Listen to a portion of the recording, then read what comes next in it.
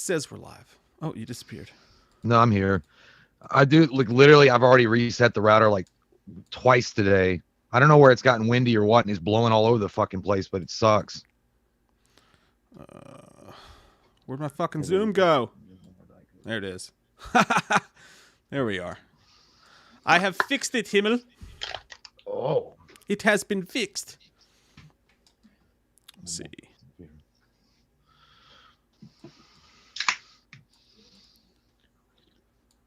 All right. Are we live, friends? Tomo says he hears people. I think we're live. Christopher McIntyre said, if you smell what Mike and Jay are cooking, eyebrow run for your lives, because we can't cook for shit. Hey, guys. Hey, Nathan Costello says, Biscuit Boy, I've seen you in here, you effing liar. Don't you lie to me in bed. Evening booze. Evening booze. Hey, Jay, scoot that mic back, man, if you can. How about that? That's perfect. Yeah. That sounds sexual. Oh, man. Michael Stapp says, live. Thank you, sir. Thank you very much. We never know. We're just unprofessional from top to bottom. Guys, it's going to be a fun night. We got a fun fucking show, man. Ah, damn it. I cursed in the first minute. Shit. Yeah. What'd you say? I said fuck. You said mother trucking. And then I said shit. What the fucking cunt? Damn it. Shit. Poop. We're never going to get verified. Never. That's all I want for Christmas. Poop, Ron. Just poop. Give me that check mark. Honestly, dude, I don't think the check mark's a good thing anymore, because then anytime you say anything, everybody's like, oh, great, the verified guy's got something to say. He thinks he's fucking special. So maybe it's a good thing we'll never and will never get verified by anybody. I don't know. How's everybody doing on this Monday night? Did everybody have a shitty day at work, as Monday requires? You must. This is the way. It's a part of the deal. It's hard. Marco V. Villator with the first super chat of the night. Thanks, buddy. He says, Jay, that was the best Star Wars episode ever. Skywalker went beast mode. We gonna talk about it. Yes, it was. Oh my god. Holy shit, dude. Like all the memes that are popping up, like when there's one where I can't remember the guy's name, the Moth. There was a meme of him where he says only one X-Wing showed up, and he's like, and he's like, only one X-Wing showed up, huh? Oh man, it's so good. It's like I'm not shitting with you. One of the best moments on television I've ever seen ever. By the way, I guess that's not a spoiler now. I saw someone post it on Twitter. It was like Screen Rant or something. They just posted a picture of it, and they were like, how this scene happened? And I was like, God damn, guys, it's been like 2 days. Moff Gideon, yeah, that's right. Yeah, I know. I was trying to avoid any spoilers when I posted on Facebook, but then people were like dropping it. I'm like, well, fuck it. Let it burn. Let it burn. I didn't want people to get pissed off, but my brother's, I got him to watch it. Cody's watching it now, and I didn't want to spoil it for him. I'm actually working my way back through the first season with April. She doesn't know that, but it doesn't matter. I mean, I'm sure most of you guys have already seen it. Yeah, I think once the news sites start posting it, it's fair game. But just be forewarned, Jay's going to give his review for The Mandalorian Season 3, and apparently the spoilers are out there. So I don't know if you want to check back with us in like 20 minutes. If you don't want to have it spoilers for you, put the old school earmuffs on or what you want to do. But just in case you don't want it spoiled for you. Just say earmuffs. Then you can say fuck, shit, whatever. Just say earmuffs. All right, Frank. You know, I just didn't want the kid to hear curse words. It's not a game. He's like, don't abuse it. I just watched like 20 minutes of that last night before I went to bed. I love that movie. Classic times. Yeah, man, I love that. That like honestly, it shuffled up my favorite TV shows after I watched that. Like right now, it's setting at Sopranos, Cobra Kai, The Mandalorian now is third. Fourth is well, I was gonna say Oz, but fourth would be Breaking Bad, then Oz at fifth. You do love Oz. You're an Oz watching son of a bitch. I love those cock swingers. Those cock swinging. Hey man, don't judge it until you ever see those soap suds running down the crack of another man's ass. Don't you dare judge. Don't you dare judge, Johnny boy. So we might as well get into it. We're already talking about it, man. Like, and again, some people thought when we posted this that I'd watched it too. I've not. I've only seen the first episode of Mandalorian, and while I liked it, I just don't have the time in my life for a new friend right now. To quote Cable Guy, Jack Black, or not Jack Black, but Matthew Broderick. To Jim Carrey. But Jay watched that, and I watched the WWE pay-per-view last night, so we're going to take turns giving our reviews to each of those things, and that's just the way it is, because Stone Cold said so. This is the way. Oh, yes. So how was it? Man, oh, god damn. I mean, there's no, like, if there were a Richter scale, that motherfucker broke it and then shit in the mouth of whatever held it before. Like, it literally went off the rails, dude. Like, it's one of the best dramas I've ever seen, and it really is funny, because it's got a Western style feel to it throughout the entire season 1 and season 2. They keep that up. It's like High Plains Drifter, Outlaw Josie Wells, Pale Rider, all those awesome Clint Eastwood oldies mixed in with like the sci-fi drama, and dude, they nail it. I can't, and it's funny because there's people showing quotes from J.J. Abrams, and dude, Jon Favreau literally scud missiles this motherfucker quote out of the water. J.J. Abrams said, "There's no way to appease old Star Wars fans while introducing new characters." And Jon Favreau, there's a meme that says "Hold my beer" because he fucking does it. Oh, so like he John, didn't like diss him or anything. It was just no, Jon Favreau didn't say anything. It was just okay. a meme but it sums it up perfectly. Dude, it's one of the best storytelling elements in a show I've ever seen, because that's what really was missing throughout the whole, like the next generation of Star Wars, is that the storytelling's been off. Like when Disney acquired Star Wars, like everybody assumed it was going to kind of continue the tradition of George Lucas, and they were like, no, rely on the special effects. Special effects sell, bitch. And then they were like, "Oh, see that you done fucked it up." But the Mandalorian has got solid storytelling. It's got great characters that they develop over the show, and in the second season they really flesh them out. The chemistry is off the charts. But and I don't know, the ending, when you get to the last episode, when you find out who that is that's walking down there, dude, your face, like I was like, no, that ain't it. That ain't it, because I saw it and I was like, that's shit, that's a lie. That's a lie. And then I saw it when he got closer, when it revealed, I was like, holy fuck, it's the picker. I went straight Baby Yoda, and I was like, yeah, dude, it was fun. I mean, we might as well get it out here. The ending for this show. So spoiler alert here. The big surprise ending is hang on, I didn't mean to cut you off. Hang on real quick, because this super chat's about to disappear and we'll lose it. So, okay. Sean Tubby 123, thanks buddy, says number 1, what's up, glow sticks. Number 2, five layer burrito from Taco Bell. Number 3, good low shit. key J got style. Number 4, Mike is my emo country man. Number 5, sorry, y'all, no song request for this week. Peace. I like that. Emo country man. I like it. You know what? If you just sent a Christmas card with all that stuff on it, you would be best friends with us for life. That's like, all we need. You can write a good song, but you can also chop some fucking wood. Joe Medeiros, thank you for the super chat, buddy. Says Jon Favreau is really doing a great job with the Star Wars universe. He is. Jon Favreau is killing it, absolutely killing it. And again, it's just really interesting. You take someone like Jon Favreau, who is showing that he can take stuff like properties that are pretty much dead in the water and rescue it. I mean, I'm not saying Star Wars was dead in the water, but it's been on life support for a little bit, and Jon Favreau's reaching and pulling it out of the dirt. I mean, and again, he's just relying on great storytelling to tell the story. I mean, yeah, the special effects are there, and like you don't need to rely so much on that to tell the story. The character building and those arcs that he sets up is what's important. I mean, you look at Iron Man. I mean, he took Iron Man, which was a mid-tier Marvel character, and made it phenomenal, made it huge. True. He did the same thing with Elf. I mean, he said, I want to make a Christmas movie, and he made a cult classic. So I'm just saying, it's all about story and how you execute it. But yeah, so this is spoiler right here, because I think everybody wants to get to the bantha in the room. That's Star Wars reference. The bantha, but I don't know what that means. It's a little. Never mind. Inside baseball. It's a Hoth. It's from the planet Hoth, the snow planet where Santa Claus lives. But no, so the bantha in the room, I suppose, is that Luke Skywalker does show up. He shows up at the very end of season 2. I mean, I'm talking, you know, the hallway scene in Rogue One? Yeah. They replicate that with fucking Luke Skywalker, dude.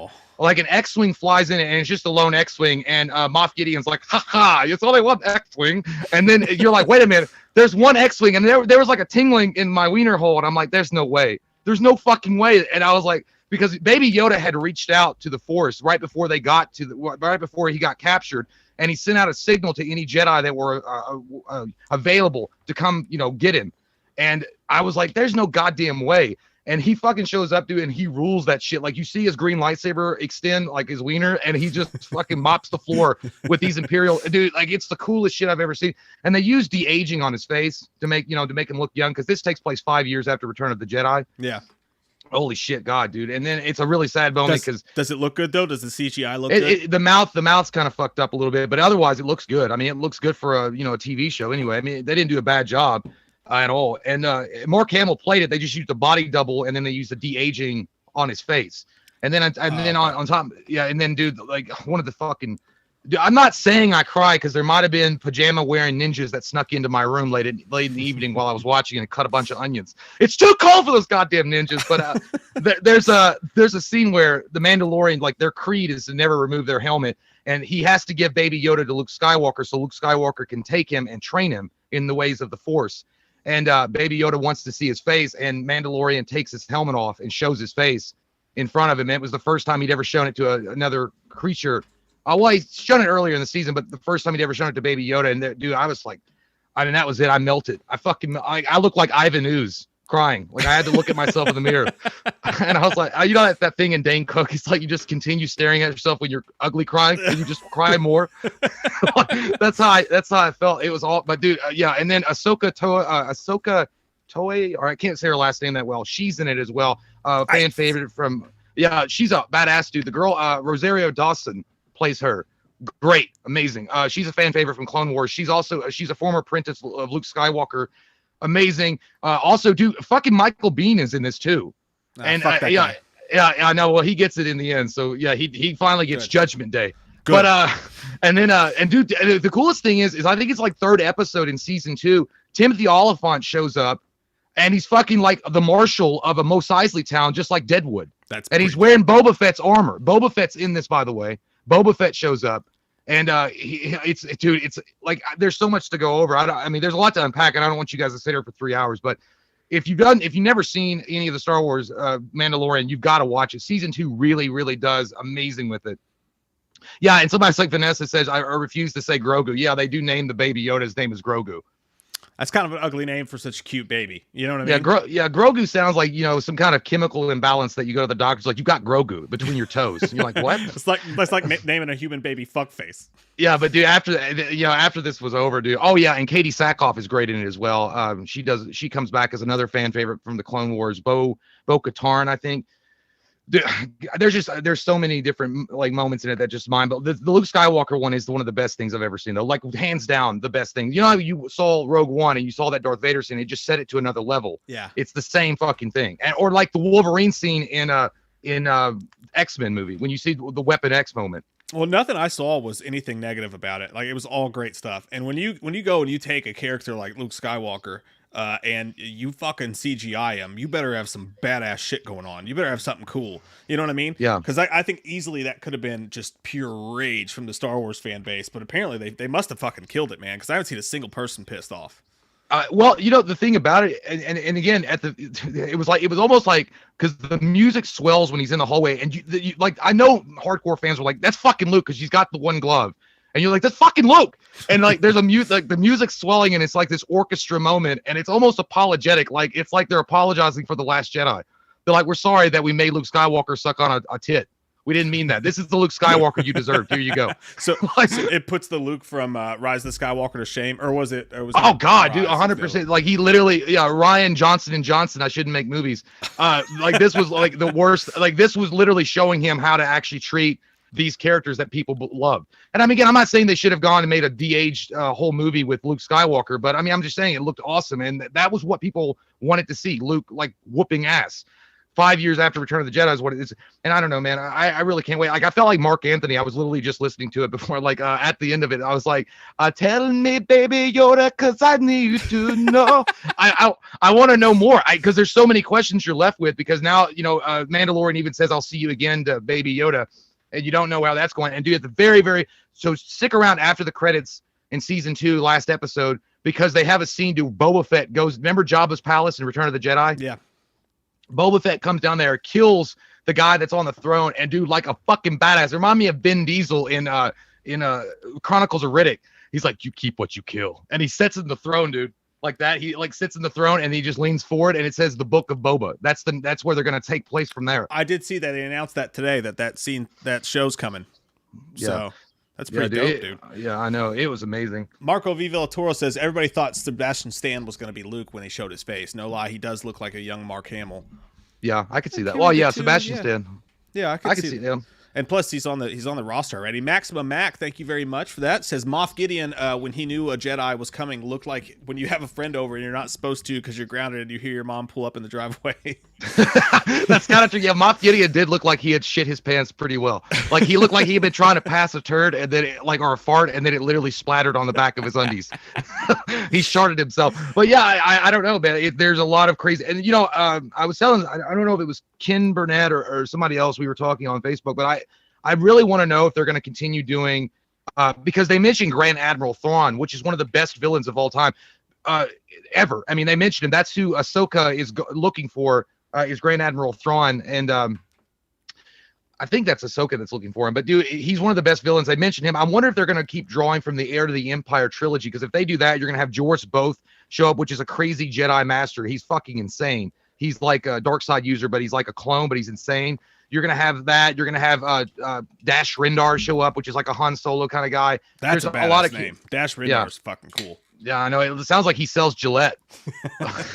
It sounds like he sells Barbasol. But yeah, dude, I can't wait, man. I'm just overwhelmed, like, and the excitement. And again, I don't know if people understand how crazy Grand Admiral Thrawn is. He's the best tactician ever in the Empire, ever. And like the Emperor Palpatine was racist. Like, he hated all aliens. He only wanted humans as the Empire.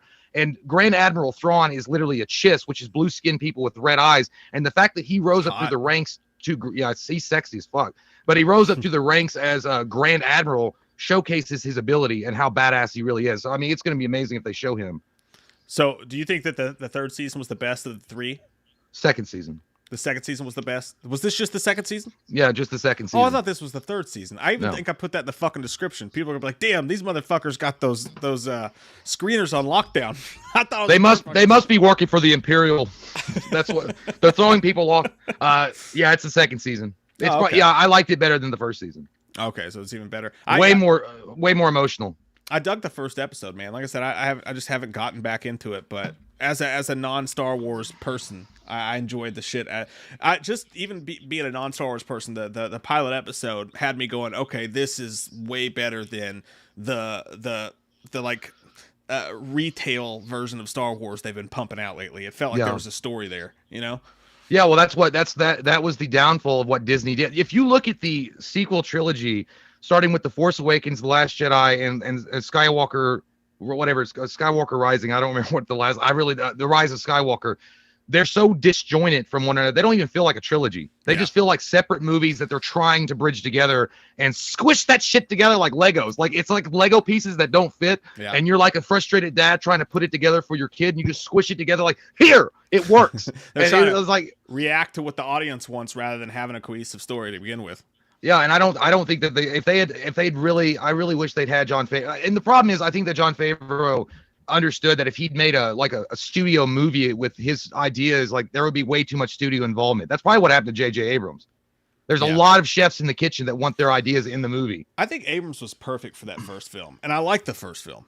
Force Awakens, like, I thought that was good. Like, I think we gave that fucking 10, just because you bring Star Wars back and you give everybody what they wanted, what they expected in the last three movies that Lucas had come out with the CGI Jar Jar Binks shit, which, by the way, it seems like that shit's looked on way more favorably now than it was when it came out. But The Force Awakens, man, I thought was great, but you really had to fucking pivot after that and really do some new shit. Like, the next movie was supposed to be like, okay, now we brought it back. We reintroduced everybody. You know who the fuck they are. You know what we're doing. Now we're going to fuck shit up. Kind of like what Halloween did to Halloween Kills. Like, Halloween came back. It reintroduced Laurie. It reintroduced everybody. And now Halloween Kills apparently goes fucking buku nuts. Yeah, I expected that with this, and never got it with that Rian Johnson milk tit thing. Yeah, that dude. Well, Rian Johnson, whatever his name is, stupid Johnson, no Johnson. I don't know. The problem with him is he had so many stupid ideas that he was trying. I mean, I get it. There are fans of it, and it is what it is. I mean, if you like it, you like it. But he had too many ideas that he was trying to make it too artsy or something. Like, he was trying to make it an artsy fartsy film, and I'm like, dude, this isn't working. Like, this is not like highbrow Broadway shit. I mean, people just want to go and see a good Star Wars movie and be reintroduced to their hero, Luke Skywalker, and it's not that fucking hard. Your idea is to make him suck a tit and just be miserable his whole life. Like, it just makes zero sense. And he coming out later and said he was a fan of Luke Skywalker. I was like, that doesn't. I mean, you even have your star going on television or on Twitter and saying stuff like, yeah, that's not what my Luke would have done. And then having to retract the statement and be like, no, I didn't mean it like that. I was like, yeah, you did, dog. Yeah. Don't you back off that. Sometimes you got to stand up to Papa Doc. Tell Papa Doc how it is. Yeah, dude. Hamill did come out and he's like, no, this is not my shit. I just did what they told me. Yeah, because then JJ comes in and he's basically just putting up like whatever scraps are left around the debris. And it's like, all right, well, I'm going to super glue this hot shit together and give it to the fans. Be like, I'm sorry, this is the best I can do. Yeah, that's all they did, and it sucks because maybe J.J. Abrams really did have an over-arc like story that he just didn't get to tell. If Jon Favreau had been in there as executive producer and writer of the story, and then kept everybody else out of the kitchen, I don't know, maybe it'd been a different story. But it sucked, dude, because you had Carrie Fisher in one of her last roles ever. Mm-hmm. You had Harrison Ford, you had fucking Mark Hamill again, you had Anthony Daniels, you had all those guys, and you just wasted it. It seems too like, I think J.J. Abrams might be like, one trick pony is the wrong word for it, but I think he's like a one movie kind of guy.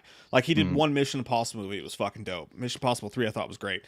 You know, he did one Cloverfield movie and it was dope. And the second Cloverfield movie he didn't direct, obviously, he just produced. But then and that was good. But yeah, the paradox and stuff like that, he just might. I think he put everything he had into The Force Awakens, and then when they asked him to come back to do the third one, it was just like, I think the best job he did with a space type movie was Star Trek. Oh, that's the other one. Yeah, Star Trek. I think he directed Star Trek. I think he directed both of them. I think he directed both of them. But the second one, while it was good, it still didn't have the same flavor as the first movie. Which I guess Star Trek was amazing. It might have been that he just had a lot more like pressure on himself, because J.J. Abrams had come out many times and said that he was a huge fan of the Star Wars material. Yeah, and I mean, he was like beloved, like he knew how beloved it was. I'm not saying that Star Trek, don't you dare start no Trekkie fucking Star Wars situation in here, but I'm just saying maybe he was like a lot more intimidated by Star Wars than Star Trek. I mean, I'm not trying to throw any shade at Abrams. I'm just saying, if you think about it, though, if you actually think about it, if you look at his filmography, maybe he's a director that, like, there's a lot of, it's pretty to look at. It's you know, you got that lens flare, you got all that shit. It's pretty to look at. It's good for like one movie, but maybe his films just don't have that much depth to them. It's worth thinking about at least. I mean, like The Force Awakens, again, it was big, beautiful, pretty, simple. He could be. I mean, maybe he's like diet Michael Bay.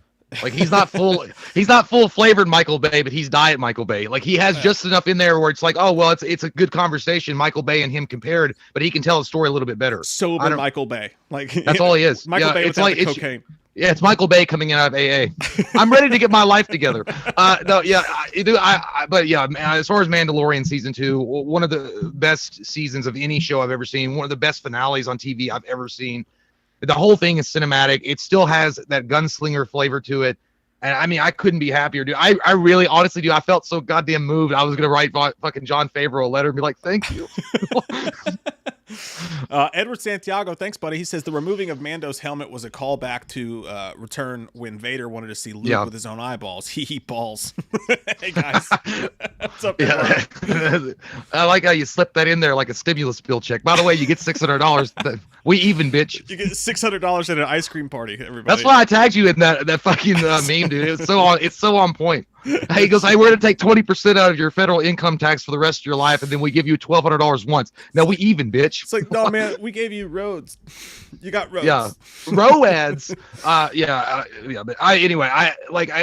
the main thing I've heard people, because they're like, well, if you're not a Star Wars fan, that's the beauty of this of Mandalorian season 1 and 2, is that it transcends that, just like Logan did. Yeah, because even if you weren't a comic book fan, you could watch Logan and be like, dude, this is a badass, like, No Country for Old Men style movie. And that's exactly how The Mandalorian is. That's pretty badass. Jamie Wright says it perfectly, man. It said, JJ is all about the box, referencing, I think he did a TED talk once. I watched that. He was talking about, it's all about when you're writing and shit, it's about a mystery box. So you got this box, the audience doesn't know what's inside of it. You want to run your story around that. It was a really interesting talk, but he said he's all about the box. He's good at setting up mysteries, but he doesn't ever reveal what's in the box, so his payoff sucks. He did a TED talk on it. Okay, that's exactly what I was talking about. Yeah, well, that makes sense. I mean, wasn't he behind Lost? I mean, that's like the quintessential like box fucking thing. I never even watched that because I heard it was a fucking smoke monster at the end. I'm like, I don't give a shit. The smoke monster, dude, the smoke monster was the way bigger disappointment than the end of the whole series. The end of the series pissed a bunch of people off because they did the flock thing and the shepherd thing. That confused me a little bit. I didn't love it, but the biggest disappointment was not the end of that show. It was the fucking smoke monster being a goddamn puff of fucking smoke like a fart. You know? As soon as I saw it or heard about that, I'm like, I'm not watching that shit. If you've spent that long, working it up, and it's literally a fart cloud that's coming after you, I was like, nah, I'm not. I'm good. That was such a cool setup, man. You're on this fucking island, you crash there, you're meeting all the characters, you're getting their backstories, you're into it, and then all of a sudden the trees start shaking and you hear a roar. You're like, fucking Jurassic Park, man. There's gonna be a monster, and then it's like, no, it's the cloud of smoke. The devil's vaping and just puffing his smoke out from the ground. Smoke man, here I come. And it was Smokey. It was a mechanical fucking smoke monster. It was a man-controlled smoke monster. It's the dumbest shit ever, man. Smokey Robinson in the house. Dude, it reminded me of the same kind of shit in Fantastic Four, Rise of the Silver Surfer, which, you know, I have my opinions about that, but I thought we were finally going to get to see Galactus, and he just runs up there and it's a fucking electrical cloud. And you see two eyes, and I was like, this shit looks like PS2. The final boss in PS2.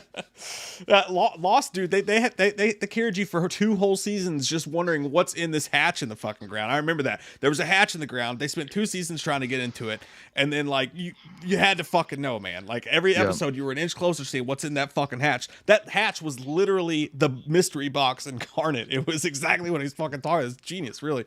It was like one of those. What is that thing called? That those jelly beans? Like when you spin the thing, and you might get one that tastes like a sock. Bean boozled. Yeah, bean boozled. Yeah, you got one that tastes like a fucking sock. You're like, God damn it, I knew it.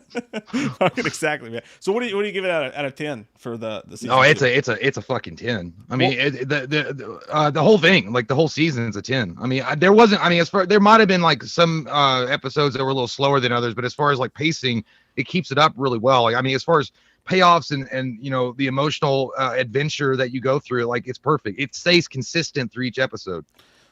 Yeah. Scotty Boy Rule says, I suggest you rewatch the show because you're completely wrong about everything. About Lost, I guess so. I mean, maybe one day. I refuse to watch it. So I'm not gonna. It's been a long fucking time since I watched that, man. But that's awesome. So you give season 1 a 10 too. Is season 2 better than season 1 though? But season 1 is still like 9.9999, almost there, but it's just season 2 just goes a little bit further. All the way with her. That's awesome, dude.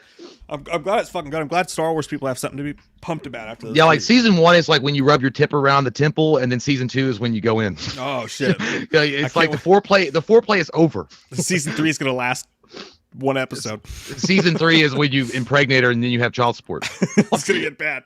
Of course, I guess shit usually does get bad around season 3 for most of the shit. But all right, man. Well, that's fucking dope. I like it. Guys, so we're going to do one more thing. We're going to talk about the WWE thing, shoot the shit for a minute, and then about at the 1 hour mark, we're going to take our quick break. But when we come back, really cool, really psyched about this. We're going to start doing a little bit of interviews and stuff on these live streams a bit. And we're going to have Gareth West, who, if you don't know, it's fucking dope. And we'll show you the trailer for this when we come out of the break. But there's a Power Rangers fan film coming out called Red Rising. And it's about the Red Power Ranger, Jason, the best Ranger. We'll talk about that. It's not true. But the best Ranger, always. But it's about his PTSD after losing his powers as a Power Ranger as an older guy. So it's got this Logan spin to it. There's a short, really cool trailer, and those little glimpses you get of actually the Red Ranger in action will fucking floor you, man. It blew me away the first time I watched it. It really did. It was amazing. But Gareth is he does a lot of anime voice acting, which is pretty dope. He's got a huge IMDb listing of anime voice acting he's done. He's the star of it. He plays Jason the Red Ranger in the fan film, and he's also the writer of it. So that's going to be pretty cool to talk to him, and we'll do that at right about 9 o'clock. He's a triple threat. Yeah. A triple threat match. Kind of guy. But no, so the other thing that we're going to talk about, you didn't get a chance to watch the WWE thing from last night? No, I can't. Mike texted me and asked me if he wanted to watch it. I can't get into it. I guess I'm just so far removed and so behind the curve. I can't. The Fiend is cool. I saw some of his interests. I don't know. I can't get into it. Dude, and I don't really, for the most part, either. Like, I'll catch a pay-per-view every once in a while. Like, I've missed like 6 pay-per-views that I watched this. So before I say anything about this, I'll let you know, full frontal male nudity. I've not kept up with the wrestling, the NXT, all that shit. Don't know what the fuck's going on. This is a pure just credibility revoked. Casual fan. You know, somebody's gonna be like, somebody's like, revoked. This asshole doesn't know shit. It's true, dude. Like, I go, like, whenever I'm watching, I'm like, I gotta talk to somebody about it. So I'm on Twitter. I'm like, fuck this guy, and everybody's like, you fucking dare? Yeah, dude. I made fun of Daniel Bryant once, and like the internet fucking ate my ass, and not in a good way. It was crazy. But they crittered it. Like Christ. But as a casual viewer, just sitting back, I watched last night after a long day of FanDuel and football. Watching, I had to watch. I wasn't going to watch the fucking Browns and the Giants play because who wants to watch that shit? But by the way, the Giants got their ass kicked last night. I know. I saw the final score. But I watched it, and I didn't watch the first part of it. I caught the last 3 matches, which one was the tag team women's championship. And it was, I can't even say Ahsoka.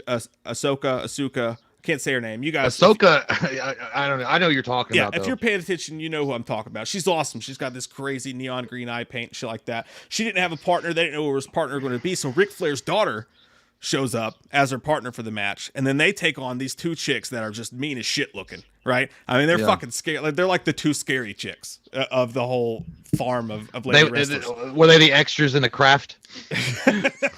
Yeah, like, they could have been. Fucking scary. But no, the only thing I want to say about that is it was the best wrestling match of the entire night. Like, as far as an actual wrestling match goes, just watching them actually fight in the ring, fuck the story, fuck all the fanfare and shit like that. Just watching them wrestle, they blew away everybody else all night long. Fucking the best of it, man. And for the last couple of them I've watched, the women have. Like, the women wrestlers are just, it's like, it's the opposite of what you would think. Like, they're not about the drama. It's like, let's get down to fucking business and fuck each other up inside this ring. And I like that. That was kind of like old school boxing. Yeah. When they had the women boxing matches, those were some of the best boxing matches ever. They really fucking were, dude. And it was the same. Them bitches brutal. I was like, shit. Yeah, they come in there with those dreadlocks or those the cornrows, fuck you up, man. But it was great, man. They were awesome. Ric Flair was there. He was watching his daughter on the screen, which was pretty cool, styling and profiling. But no, that match was great, man. That was a really fun match to watch. It was great. Like, I don't know my shit, but technically it looked awesome. They were fighting. They were doing a great job. It was fun. The second match I watched, I have a very opposite opinion of the internet on this. I did not enjoy it whatsoever, and that was Roman Reigns versus Kevin Owens. It wasn't Hulk Hogan versus Ultimate Warrior. I wish. Who wins the best? Oh, I can't say anything about Ultimate. He's gone. But they keep bringing out the old guys, so like you never know. Wait till the next. Well, Ultimate Warrior's dead, so I can't really say it. I don't want to be mean about it. Hogan will come out for that ratings boost though. But no, man, like the Kevin Owens Roman Reigns match, I didn't enjoy it at all. Number one, the story was like it was like Vin Diesel and Fast and the Furious. Like all Roman Reigns kept talking about family because he had his cousin there who looks just like fucking Russell Wilson. By the way, I kept thinking Russell Wilson was running. It's like, my God, that's Russell Wilson. You know. But you hear the Go Hawks theme song come on, but. No, it was this whole family thing. Roman Reigns thing, I guess, his whole stick is like, I'm the head of the table. I'm the head of the table, you know? And I respect Roman Reigns because he came back from cancer. Did your dad tell you that? I guess he's trying to tell Kevin Owens that he has to show him respect because he puts food on his table because he's the biggest wrestler. Again, I don't know. I'm just guessing. But that storyline just to me it was fucking dead on arrival from the beginning. It just didn't care. Didn't give a shit. But anyways, they start wrestling and it's a tables, ladders, and chairs match. So, you know, they put the belt above the ring. And you gotta climb the ladder. So it's a really cool idea. I've seen some great matches of them doing it that way. Mm-hmm. But they start fighting, man, and Kevin Owens goes after him. He beats him up or whatever. But once they got going, it was way too fucking much. Outside the ring, I hit you one time, and then you do the yeah, and like you do that, and then like they're like, how can he take any more punishment? And then the other wrestler slowly walks over and he smacks him in the tit, and then like he does something else horrible to him, and then it's 5 minutes before they actually interact again because they're both so busy like they're doing the overacting. Yeah, Roman Reigns is throwing his hair back. Like it was so much of like, I hit you one time, there's 5 minutes before you interact again, I'm gonna slowly walk back over to you and hit you again. It didn't feel like they wrestled except for one really badass moment where Roman Reigns put Kevin Owens through a table because he got bitch smacked, dude. Because Kevin Owens is on the ground and Roman Reigns walks up to him, he's like barely like tapping him in the face, like, get up. Good. You're embarrassed. You're embarrassed. I thought you were going to say the other guy went, oh! He was getting a tiny smack, and then Kevin Owens stands up and just dude, he bitch smacked. It was a good smack. I mean, it was right across his face. Some of the best fighting, I loved it when Hulk Hogan was in the ring back in the day, and he punched him, he goes, Asa! Asa! He goes, Asa! Asa! It reminds me of Cobra Kai when he's like, ice! Ice! I keep waiting for someone to do that. But anyways, yeah, I mean, he did put him through a table, and that was really cool. It looked cool, the way the table broke over his head. And Roman Reigns, you could tell, had a cut on his back. That was a pretty cool little scene. And then Roman Reigns goes to do it again. Kevin Owens moves out of the way. He runs into a thing. And then there's 20 goddamn minutes of someone climbing up the ladder so slowly. And, like, you can tell that they know they're not going to get it. And the announcer's like, oh, my God, here it comes. My God, he's going to win the whole thing. And, like... But as he gets to the top, he reaches out to touch it and realizes that the guy who's supposed to tackle him's not there yet. So he's like, I'm gonna get it. I swear to God, I'm gonna get it. It's almost there. The timing was just off. Like Kevin Owens like sat up there and like touched and rubbed. He did everything but fuck that belt on its feet before someone finally came in and tackled him, because you knew he wasn't gonna win the goddamn thing. Quality programming right there. He fucked his own belt and he wipes his ass with a contract. Get over to this guy. Lone Rangers. Dude, that's why I was like, I even tweeted out, I was like, the announcer was just like, Kevin Owens has been through everything tonight and overcame it. I was like, yeah, except for the fact that he can't undo a fucking belt. I mean, literally, he went through all that shit and he just couldn't get the belt off the rack. He kept getting knocked down. Roman Reigns won. I was not a fan of that match at all. I don't know. I don't know if it's true or not. I don't really follow wrestling that much anymore. I swear though, I thought there was a lot of discontent for Roman Reigns. Like Roman Reigns wasn't really accepted by a lot of the community after he beat, I don't know if he beat Undertaker or something like that. I know he had a fight with cancer and then he came back and then I think he got more people's respect. But I think I always felt like more people just didn't like him. Like they never thought he was like, not that he was a bad champion, but more like a paper mache champion. Like they just didn't feel like he had a lot of charisma. It seems like WWE wants to push him out to be their main star. And again, I don't know my shit with this. It's not my lane, but it seems like they want him to be the big star and the fans didn't respond to it, but they keep pushing him and pushing him and pushing him despite the fans being like, he's just not interesting. And I don't think that's the human being Roman Reigns' fault. I think it's obviously the character they've given him. They haven't written something cool enough for him yet to really like get the people going. But yeah, he did have that battle with cancer and he came back. And I think people appreciate that, as they should. But it's going back to the same stuff now, it seems like. But let me get a couple super chats here real quick, and then I'll go to the last match, which was really fucking crazy. Marco V. Villatoro says, JJ is a one-hit wonder, but with enough flair to leave a good taste. Woo! Hey, we can all hope that when we get with our girls, eh? You just got to do it one good time. We got to hit it and quit it. You leave before she realizes what a chump you are. Mister, get me out of here. Gypsy Warrior, thanks, buddy. Says, greatest wrestler ever is Drew McIntyre. I do like Drew McIntyre, man. He's a cool dude. I don't know that. I don't know who that is. He's the huge fucking dude that just wears the simple black undies and the boots, and he's got that long black hair, and he's Scottish, I believe. Drew McIntyre just sounds like a shortstop for the Atlanta Braves. Have you seen Drew McIntyre? He really does, dude. Drew McIntyre's out there hitting all sorts of shit. With a base on double. Drew McIntyre. Jeff Harris, thanks. We here in Atlanta love our Drew McIntyre. Look at him hit that ball to the left. If there's gonna have a rocket up his ass to catch that baby. I saw Drew McIntyre win like one of the last pay-per-views I watched. I think it was the Royal Rumble, and he was the last guy expected to win. But from the second he ran into the ring, I like the cut of that guy's jib. He just looks like an old classic fucking no flair. I'm just gonna kick people in the face with my fucking 18 size boot. And he won the goddamn thing, and I was shocked as shit. And apparently he's been pretty big since then. But Jeff Harris says, do you guys have a favorite WWE or WCW entrance music? I'm just the sexy boy. That's a great one. That's up there. Dude, honestly, it's I gotta go with it because he's not my favorite wrestler of the time, but I would always with Hulk Hogan. I am a real American, fight for what's right. Because when you hear that song when you were a kid, and it goes, when it comes crashing down, like you're like, oh shit, it's the Yellow Machine, go! I also did like $1 Million Man, because if there's a price on it, the $1 Million Man always gets his way.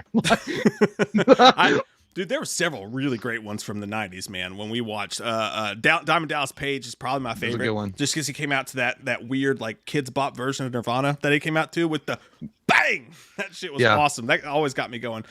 NWO, I mean, that's fucking That's a good one. Man. Yeah. That's great. that was awesome. And then obviously Stone Cold Steve Austin, I think might be the best of all time. With that glass there was one, I think, that had a YouTube video on it. I think I don't know if it was Stone Cold or if it was The Rock, because The Rock had a really good one too. But I don't know. I think it was the Stone Cold glass break has the biggest pop, as far as the audience eruption ever. Yeah, I think it does, dude. He was just talking about that on the Pat McAfee show too. Yeah. He was like, I never fucking get sick of that, man. It's crazy. But yeah, and obviously, like you said, Shawn Michaels is fucking great, dude. I'm Shawn not Michaels your boy awesome. Toy. Boy toy. Edward Santiago, thanks, buddy. He says, we need a Loomis reaction to the Firefly Inferno match, just saying, plus a Michael versus the Fiend something. Yeah, maybe we will. Why are they rolling around with that goddamn underwear on? What is this? Why are they greased up? It sounds like a UFC. You can do Michael, UFC that way too. It's gonna fuck him or fight him. I told you to cancel your goddamn Playgirl magazine. What is this? You got goddamn Skinamax on here. That would be funny as shit, dude. Sometimes when we do wrestling videos, they go fucking crazy, man. Either with hate. Well, that or one, love. yeah, that one we did with the Steve Austin fighting Stevie Ray Vaughan. Was that his name in the grocery store? Yeah, was it Stevie Ray Vaughan? No, Booker T. Stevie Ray Vaughan's a guitar player. Yeah. He was Stevie Ray Vaughan was fighting the honky tonk man. Oh, my bad. Stevie Ray, like it was, or Booker T. That was great, man. That was a badass fucking fight scene. But then we did the Fozzie's song reaction. We did a reaction to Chris Jericho's music video, and I still get comments every single day, dude. Hate comments on that. Yeah, dude, they were bad. I was like, I enjoyed the shit out of it. I thought it was awesome. We loved it. We're laughing our asses off, like rocking out to it. But all these hardcore Chris Jericho fans were like, "Don't you disrespect him? How are you disrespecting him?" He goes, I swear to God, if you disrespect him one more time, I'm gonna show up at your house when you're in the shower and I'm gonna do a lion tamer on you naked. I'm gonna get undressed to get in the shower with you and do a lion tamer, and I ain't gay. Dude, they fucking hated it, man. Like, dude, they were bad. I literally got a comment on that today. It was like, these two pieces of shit wouldn't know music if it hit him in the fucking face. I was like, I don't know what. Yeah, I guess they thought we were making fun of it. I have no idea, but I don't know how you can mistake, like, fuck yeah, like, dude, they're totally shitting on it. They're totally shitting on it. They're talking over the music. I'm like, man, it's a reaction video. Like, fuck. You can watch the video without any talking anytime you want to. It's ridiculous. I have no idea what happened there. I get it if, like, we talked on someone's CD. Like, man, I can't wait for this Eminem CD to come out. And the whole time he's like, fucking, and we're like, man, I really like the song. It's pretty good. Yeah. It's just coming over top of the music. Yeah, but it was rocking out. It was a good song. I liked it. I don't understand people. It's weird. Marco V. Villator says, what about the DX theme? I thought about that too, man. Fucking, that was a great one. It was weird. If you picked, for me though, Degeneration X, Cody and I were just talking about this. Degeneration X versus NWO. I'm gonna go with NWO forever. Because I mean, when I remember in middle school going to seeing Degeneration X and they're going, suck it. I'm like, suck what? It's not even there. I know. When I was you micro penis. Like, I don't even know what you mean. I was totally grossed out by Degeneration X when I was a kid. I was like, they're gross. They're fucking skeezy stoners. You know what I mean? Like, I didn't like it. As an adult, I probably would have fucking loved it. David Coe says, did you guys hear David Gordon Green will now direct an Exorcist sequel with Blumhouse? Yeah, I thought that was a rumor. I literally just saw it before we jumped on. I didn't read the article. I think it was in Comic Book News or something, but yeah, I don't know if it's, I don't know. I also saw something about M. Night Shyamalan had been in talks with DC and Marvel for maybe doing something with them. That was just him being like, I talked to him a couple times, didn't work out. Well, I don't. The Exorcist, like an Exorcist, like you mean like what that would be like Exorcist 6? I mean, shouldn't they just remake it? I don't know. If he was gonna do it, I actually don't think they should touch that fucking movie. I really don't. They'll probably just call it The Exorcist. You know what? I love David Gordon Green. I love Blumhouse. I love The Exorcist. I gotta look at that. I'll reserve my judgment till I see like a trailer or a plot line. But overall, the idea of it, if you just floated that to me in a board, if I worked for Blumhouse and you're like, hey man, why don't we get David Gordon Green to direct an Exorcist sequel? I'd be like, why don't you fucking go get me some goddamn Red Lobster and shut the fuck up? You are never give me them Cheddar Bay biscuits again. Yeah, I would kick someone out of my fucking office if they brought that up to me. That being said, it could be fucking good. I don't know. Yeah. But no, last match. I want to talk about the big one, the Fiend, the one that all the horror fans love. Was the Fiend versus Randy Orton, right? Yeah. Oh, I do know Randy Orton. I love his thing that he does. Do that. He's such an asshole, dude, but he's perfect. He's a perfect asshole. That shit is hilarious, man. And this was probably the best one ever because it was after he did what he did. He stands in front of the flames and goes. Yeah, that's like when you're standing around the bonfire and you find the perfect spot where smoke won't get in your eyes. You're like, oh. And your asshole's getting warmed up. That's when you do the testy tuck, dude. You tuck your dick and balls through your legs and you go, magnifico. You stand in front of one of those space heaters, like when you stand in front, it warms your butt. You're like, oh. Oh no, but it was crazy, dude. So the problem I've had with the Fiend, it's not a problem with him, it's just the writing of it. I'm like, how does this fucking work? You got this guy who's supposed to be this mystical, scary, unstoppable being, but eventually he's got to get in the ring with the lights on and wrestle. So it's always kind of weird when he wrestles. Like, he's like, it's the claw! He's got his hands in the air. You know, it's always kind of weird. I enjoy the theatrics to it. I enjoy the horror aspect to it. I love the fucking mask, the Tom Savini mask. But I've always been like, eventually you're going to have to pivot. You're going to have to change something to get him in the ring, wrestling straight up with people, because all the stuff that goes around it has to lead to something eventually. And they seem to always fuck him over a little bit. And I know that WWE fans get really pissed about that. But Yeah. he goes in there and he fights him, and it's the exact same thing you've seen for most of it. The guy's just fucking ready to get after him, and then he hits him, and then the Fiend's like laughing and sticking his tongue out. And like, yeah, you're scary. We know. We get it. But he's still cool. Don't get me wrong. He's still fucking cool. And that entrance music's dope. And he comes out with the fucking head with the gaping mouth. It's dope. I like it because it's a little bit more adult than what you usually see. And it's got the horror aspects to it. But anyway, the match is, the only way to win the match is you have to set the other person on fire. Which is fucking genius, right? It's fucking genius. I love it. We go set some on fire. Call the fire department. This one's out of control. He called the shit poop. But and they do the same thing. They go out, they wrestle around, and then he does the cane thing, dude. Fiend gets up there and he's like, "Fuck!" And then like all of a sudden the entire ring. Does he talk? Up. No, he just like yells or whatever. I thought he actually got up there with like, "Fuck!" He does the Michael Myers in H2 like, "Die!" Oh no. No. The fire comes out all around the place and it looks dope as shit. And I love the way they utilize not having fans, because you can play tricks with the camera. It's because because of COVID, they don't have any fans, but there's fire all around the ring. He does kind of the cane thing. It's fucking cool, man. It's dope as shit. And they're like wrestling, they're running around, and it's more of a movie scene than it is wrestling. They're trying to force each other's face into the fire, and it's intense because you're like, fuck, what are they going to do? At one point, he breaks out a gasoline can, and he throws Randy Orton into a rocking chair. He covers him in gasoline, and then rolls the gasoline down a line, lights a match, and you're thinking, no, there's no fucking way. Like, they can't actually did the Broken Arrow theme start playing? Dun, dun, dun, dun. Yeah, he goes, ain't it cool? It was fucking dope, dude. Like, I thought there's no way he's gonna drop that match. You can't get that close to these. They're amazing physical specimens. They're not stunt doubles. Yeah, and I guess wrestlers are kind of stunt people in a way. I don't want to knock them. I'm not saying that. And they're amazing athletes and they put themselves through hell every night, but I'm like, that's too fucking much, right? This isn't Mankind we're talking about. He lit the motherfucker on fire, dude. Randy Orton jumps out of the way just in time. The chair lights up. They're playing right next to fire this entire time. And they're covered in gasoline, both of them are. And they're trying to shove each other. I don't know how they did it.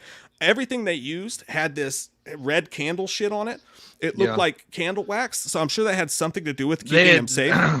They didn't pour it on each other's nipples, did they? No. Like when they were on the, it was like, oh. But at one point he like lights a belt on fire. And and hits him with the belt while it's on fire. I'm like, holy fuck, this is crazy. I'd be pissed. But you can see some red goop on everything they use. So I'm thinking that has to be the way that they kept each other safe. Maybe it's like some kind of fire retardant or something like that. Mm-hmm. I don't know what that's called, but I know they use it. It has to be something that it's like old school when he's like, maybe there's a thong, or maybe it's panties, or maybe it's something cool I haven't even heard of yet. Maybe they just covered themselves with icy hot and gel. But Iron Wolf said they probably had a lot of firefighters on standby. But he fucking did it, dude. Randy Orton lit him on fire. And at first it was like, okay, I understand where we're going here. He pushes him into the fire. The Fiend gets lit up. His back lights up on fire. And then he throws him into the ring. And by the time he throws him into the ring, he's not on fire anymore. And I already thought, I was like, hey, man, that's fucking cool. Like, that was awesome. That was good enough. But then all of a sudden, Randy Orton goes over to him and he picks up a can of gasoline. He pours it all over the Fiend's lifeless body, covers him in gasoline, lights a match, holds it there for a second, and you're like, he's not going to fucking do it. There's no way he's going to fucking do it. He's not going to do it. He lit that motherfucker on fire, dude. Head to toe, completely burnt to a crisp. You're looking at the Fiend's body in the ring, completely engulfed in flames and melting, and he's not moving at all. Obviously, they used them there not being a crowd, and they used the can when Randy Orton went out to get the gasoline can. Yeah, the Fiend rolled out and they put in a body double, dummy. Dummy. But I didn't think about that when I was watching him. I didn't realize that until he was actually on fire, and I thought, okay, obviously that's what they did. But it was fucking entertaining as shit, man. Like, it was really fucking entertaining. It was cool. You saw some shit like that, you'd be like, oh my fuck, how desperate are they? Like, they just killed a man. For God's sake, I just watched the man get burnt. It was like, if that was real life, Randy Orton would have been shot on his way out of the fucking ring, you know? Yeah, now the Fiend's gonna come back as goddamn Freddy Krueger. Like, he's gonna have a boiler room that he rolls around with him to the ring. Hey man, that's some cool shit. I don't know. That seems like some fucking Kiss Psycho Circus. It was dope, dude. I mean, a bunch of people were really, really pissed They're really, really fucking pissed. Like, Why? It seems like a good show. Yeah, it's almost every single pay-per-view I've ever watched. You get on Twitter, and everybody's like, I'll never watch this shit again. Fuck Vince McMahon. And I think where that comes from is that people want to see the Fiend win. Like, he seems to lose every match. He seems to get fucked over at the end of these, and they don't know if he's a heel or a good guy or what's going on. It's confusing. WWE won't give him a straight storyline or fix his shit. But I think someone mentioned that he just had a kid in real life. So I think what they're going to do is they're going to have him be gone for a little while, and they're just going to have him come back even fucking scarier. Maybe with a new mask, maybe with a new getup where they can actually stop using the theatrics, and they could just put him in the ring and have him wrestler like any other wrestler. I know they did that with Undertaker. He went from like the scary, never talking guy with Paul Bear going, ooh, whoa, with his urn, and then he became American Badass or whatever on the motorcycle. And he changed his whole appearance. Then he went back to the Undertaker. I think maybe people are just saying like they don't like he's such the guy that plays the Fiend. I know it's something Bray or something. I think I don't know. I'm not 100% sure. Bray Wyatt.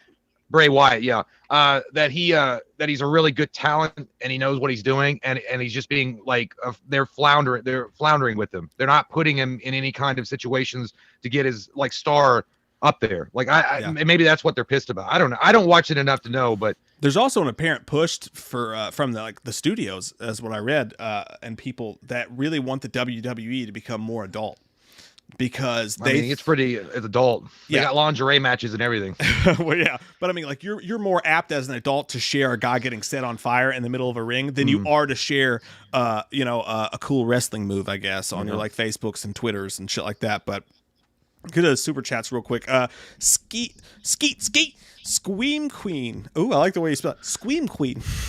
Squeam Queen. Says, new to the channel, it's like you're my Brandon bros from birth. Today's my husband's 40th B-Day. Woohoo! Much Happy love birthday.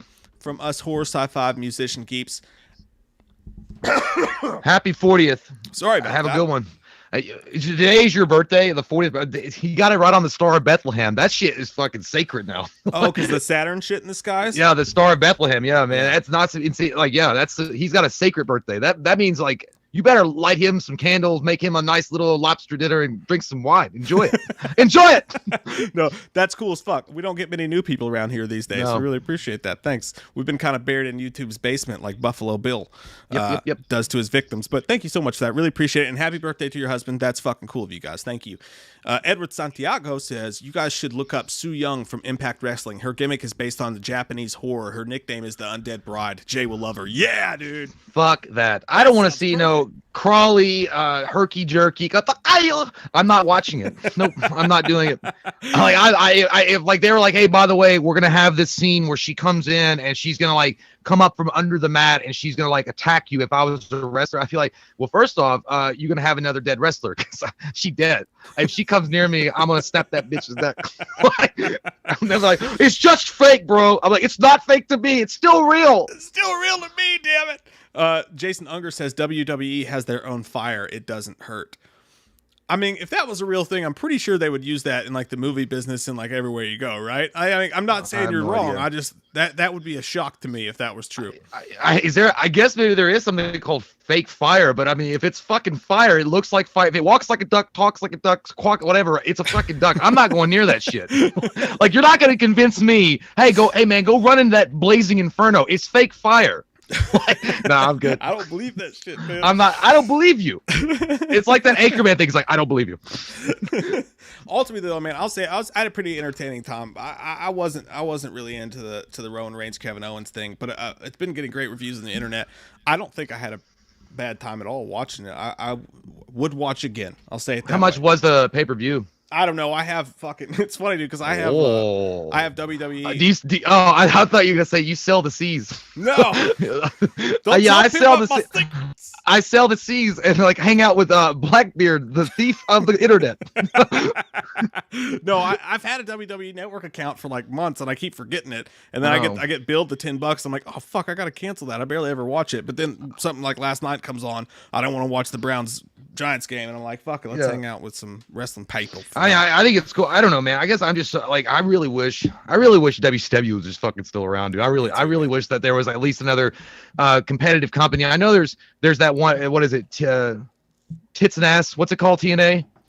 Not TNA. AEW. AEW. Yeah, AEW. That reminds. Like, I swear to God, it should be sponsored by root beer.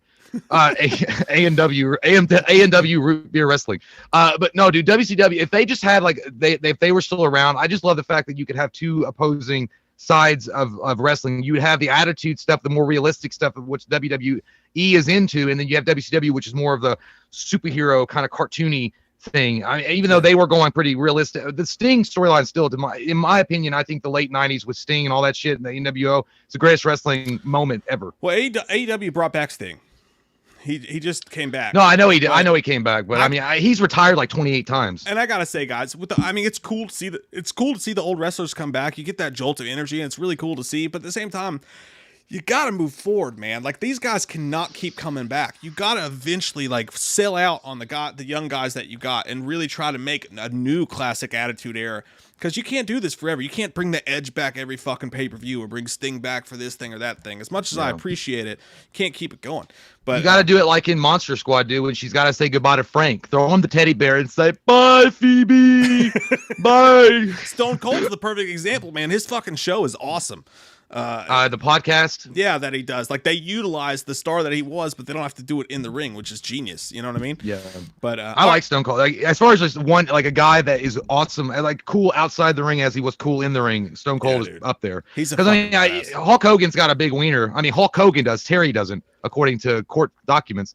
But Hulk Hogan just always, like, I liked him. His character on like in wrestling was like bigger than life. He seemed like an awesome, swell, cool guy. And then when you get to know him, like according to Hogan or whatever that show was, you're like, God damn, man. Yeah. What is going on with your tits? I know. Yeah, Steve Austin's the real deal, man. Like, he's him and Undertaker. He's scary as fuck, but he seems like a cool ass dude. Yeah.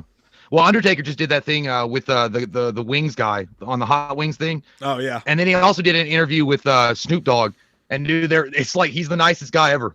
Yeah, like, he seems like he's such a down to earth regular dude. Dude, apparently on Stone Cold's podcast, or one of the things Stone Cold does, him and Undertaker sat and drank an entire fifth of Jack Daniels on camera and just talked. Damn. Just shot the shit. Did the Undertaker's eyes roll up the back of his head and he pass out?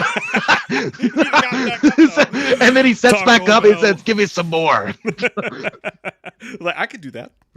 All right, guys, we're gonna go to a break real quick, and when we come back, stick around. Make sure you don't leave, because we have an interview with a really cool dude doing some really cool stuff. I'm really excited about it, and we'll show you all about what we're talking about when we come back here in about 10 minutes. So, all right, we see you soon. We'll see you soon. See you real soon. Watch this while we're gone. You like it? Bought it at Kmart, $10 off. Today we're going to go through the worst Michael Myers masks I could possibly find on the internet. Now, I don't know where these came from. I literally just Googled worst Michael Myers mask and picked my favorites. Okay. I picked my favorites. Good. I picked my favorites. From Walmart? Yeah. This is number one. This is not. These aren't ranked. They're just random. We're just going to go through them all together. I think that's a wonderful mask. He looks like fat Emilio Estevez. Actually, this man looks like he's been suffering from post-traumatic stress of being married to a slut for 5 years. And oh, that's a photo of you. Yeah. There we go. That's better. He just looks dead inside. It's a terrible mask. I mean, why did they spray paint the eyebrows? The eyes are good though. He truly looks like he's dead inside. Like, this was a guy that came in off the street asking for a sub or something. He was a homeless man, and they promised him food if he would pose for this picture. So they gave him a peanut butter and jelly That's sandwich, all he had. and he's allergic to nuts. And he's just waiting for the next scene so he can get food in his belly. Like, that's a terrible picture. That's a terrible mask. Yes, it's Who not the good. Fuck did it's that? not good. Okay, here Next we go. one? Number 2. Oh, God. Vamonos, children, vamonos. One day you will remember you can wear stretchy pants, Sancho. This guy looks like he had the. You guys ever see that cartoon sucked out of him? You guys ever see? Yeah, he does. He does look like somebody sucked the soul. Fatality, Shang Tsung cartoon. I've got no cheekbones. But you know, honestly, thinking about that mask though, as terrible as it looks, and it just gives you a vomit feeling. Imagine seeing that coming at you in the middle of the night. It's actually scary. It's like, in that way, it's like, fuck. And it's got that. You have plastic hair. What's with the orange ass hair, man? Like, yeah, it's like so a lopsided eye. It looks like a pirate. Notice his eyes are also swollen. Like, he doesn't sleep well at night. Because he's got no cheekbones. Sugar water. Cream sickles. Okay, let's go to the next one. Look at those ears, though. He's got them Will Smith ears. Oh, God! Dad, it's Kevin Spacey. He comes home and his wife made fucking chicken stir fry again. That's the same face you make when your boss asks you if you can come in on Saturday. You're like, what? I need this job. I can't say no. It was like you just drank a bottle of NyQuil. I'm sad. Oh, shit. I'm sad. Oh, Jesus Lord. What did you make that in? Carl Winslow? That used to be another mask. What was that, Shrek? Did It looks like that, yeah. First off, Michael's balding. He's almost got no hair at all. He's old. His face he's got a fat face. He's got a really fat face. And he looks like he's been molded around a pickle jar. You guys remember the video game Final Fight? He looks like the bad guy you'd fight at the end of it. It looks like they made this in that pottery scene in Ghost. I was concentrating on something else. Oh, here we go. Oh, that's the I've had the crazy hair day. That's fucking Shaggy. That's what your mom looks like when she comes home with a strange man for the 5th night in a row. Yes, I was gonna say it does. You know, I was reminded of a mother figure too, especially when she's cleaning and you're not supposed to go to school that day. It's like a Saturday, but she's cleaning early in the morning and she's pissed off that you're still fucking sleeping at 9. And she's like, "Get the fuck out of bed!" It's fucking Nick Nolte. It's like, the goddamn shit! They're gonna cross the shit! Yeah, he's not even trying anymore. Fuck it. He looks like fucking butterflies with his hair and like spirit fingers. Oh, okay, here we go. Oh my god! That's not real? That's a Michael That's Myers not mask. real. That's not like you can't like buy that. I don't know. This guy would probably sell it to you. That's actually scary. Like if it. The new Suspiria remake. It's the lead singer of 30 Seconds to Mars. It doesn't look. Jared Leto would wear that It's the shit. Joker mask. Either Jared Leto would wear that or Marilyn Manson would jack off in that. So either way, it works out. It looks like Mimi from the Drew Carey show. It does look like Mimi. I don't know if her name was Mimi. It does. I mean, I'm looking at it and I'm thinking. Put the lotion in the basket? Yeah, definitely put the lotion in the basket and fuck me. And pitch the new Joker to DC because they're fucked up right now anyway. It does look like Jared Leto with long hair as the Joker. But it's got that Antonio Banderas hair. Trying to stab me in the back, eh? What's in the cup? This a guitar. Yeah, I don't know what the fuck that is. Like that's got to be a joke. Like that can't be real. Oh, like look at his mouth. Oh. You guys remember those old masks back in the day in the 90s? Like those like porcelain masks that people would buy, like those theater masks. That's what it looks like with fucking ponytail. And you'd hang that on your wall, and like people would act like, "Hey, I'm not judging you," but deep down they want to get the fuck out of your house as fast as they can. This is a live picture of Scott Stapp. What if I had a job? My own prison. He's in his own prison. Yes, in a hotel called Holiday Inn. Jesus Lord. This looks like that just looks like me when I wake up after a hangover. Fuck. It's got good hair though. No, it's got that's good Jack Nicholson hair. hair. It's not good Mike Myers hair, but it's solid hair. It looks like I said Shaggy. It looks like Scooby-Doo Adventure. California. Hoarders. They found this under a dead fat man's butt cheek. Hoarders season 7. Oh. Can we get Michael off the drugs? Oh. Oh, there he is. That's the best one. That's my favorite. That's the best one of all time. Favorite. This is 90s class picture. This should be in Creed 2 as the warm-up to the Drago fight. This would be what Michael B. Jordan's character should fight before he fights Drago. Like, you could call him the Milkman. This is the guy who gave Jesse Spano the speed in Saved by the Bell. He does. He looks like that.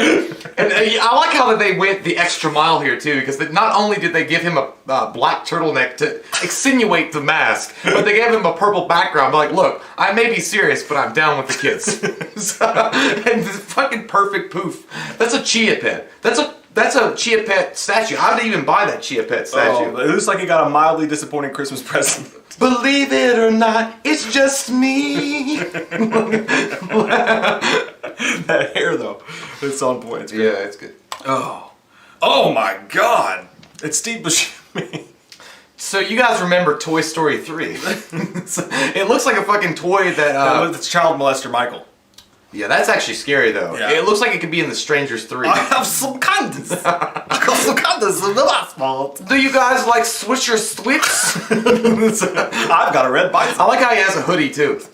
He's down. I was just done jogging. Like, I don't understand. Who took my picture? It looks like someone just showed up at his house and accused him of murder. You served me a warrant? What? I'm just here making He actually looks like any businessman on New York.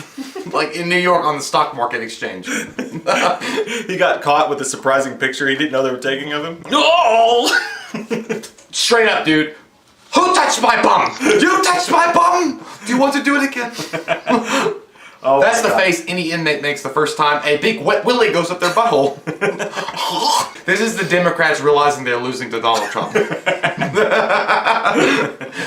Whatever. We don't really bring politics in it. It's a joke. Anyway, I'm all about the new founding fathers. He looks like, no, you know what that face is? That face is, I'm about to come and it's only been 2 minutes. I better hold it. Or that's the face of this is going to be so embarrassing. Or that's the face sitting next to a brand new love, and you know you got a fart, and you might try to squeeze one out, but you know it's not going to be. No, it came out. It came out loud. It was in the kitchen and it's We back. We are back, guys. And first thing we're going to do before we introduce our new guesticles, is I'm going to show you guys this trailer for the Power Rangers fan film, Red Rising. It looks dope as shit. You guys are going to dig it. The guy we're about to talk to is Gareth West. He plays the Red Ranger in the film, and he wrote the film. We're going to talk to him all about that. But before we do it, let us show you the trailer. Ready? Ready, Kafka? okay. Here you guys go. Check this out. This is Red Rising.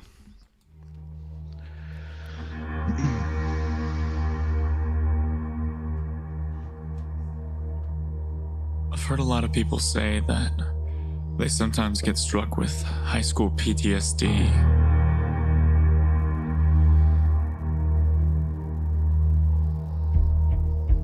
Where they'll wake up in a cold sweat.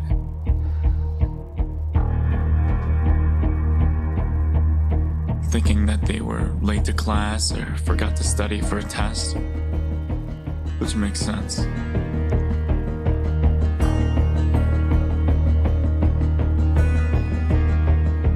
High school makes people feel like they've got the weight of the world on their shoulders.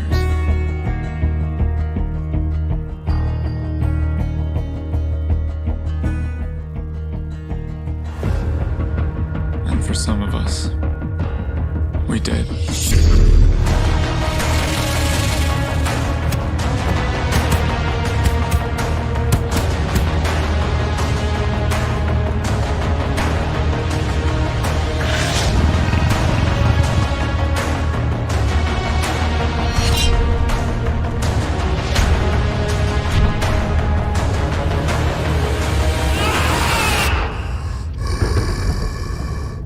You shouldn't have threatened my friends.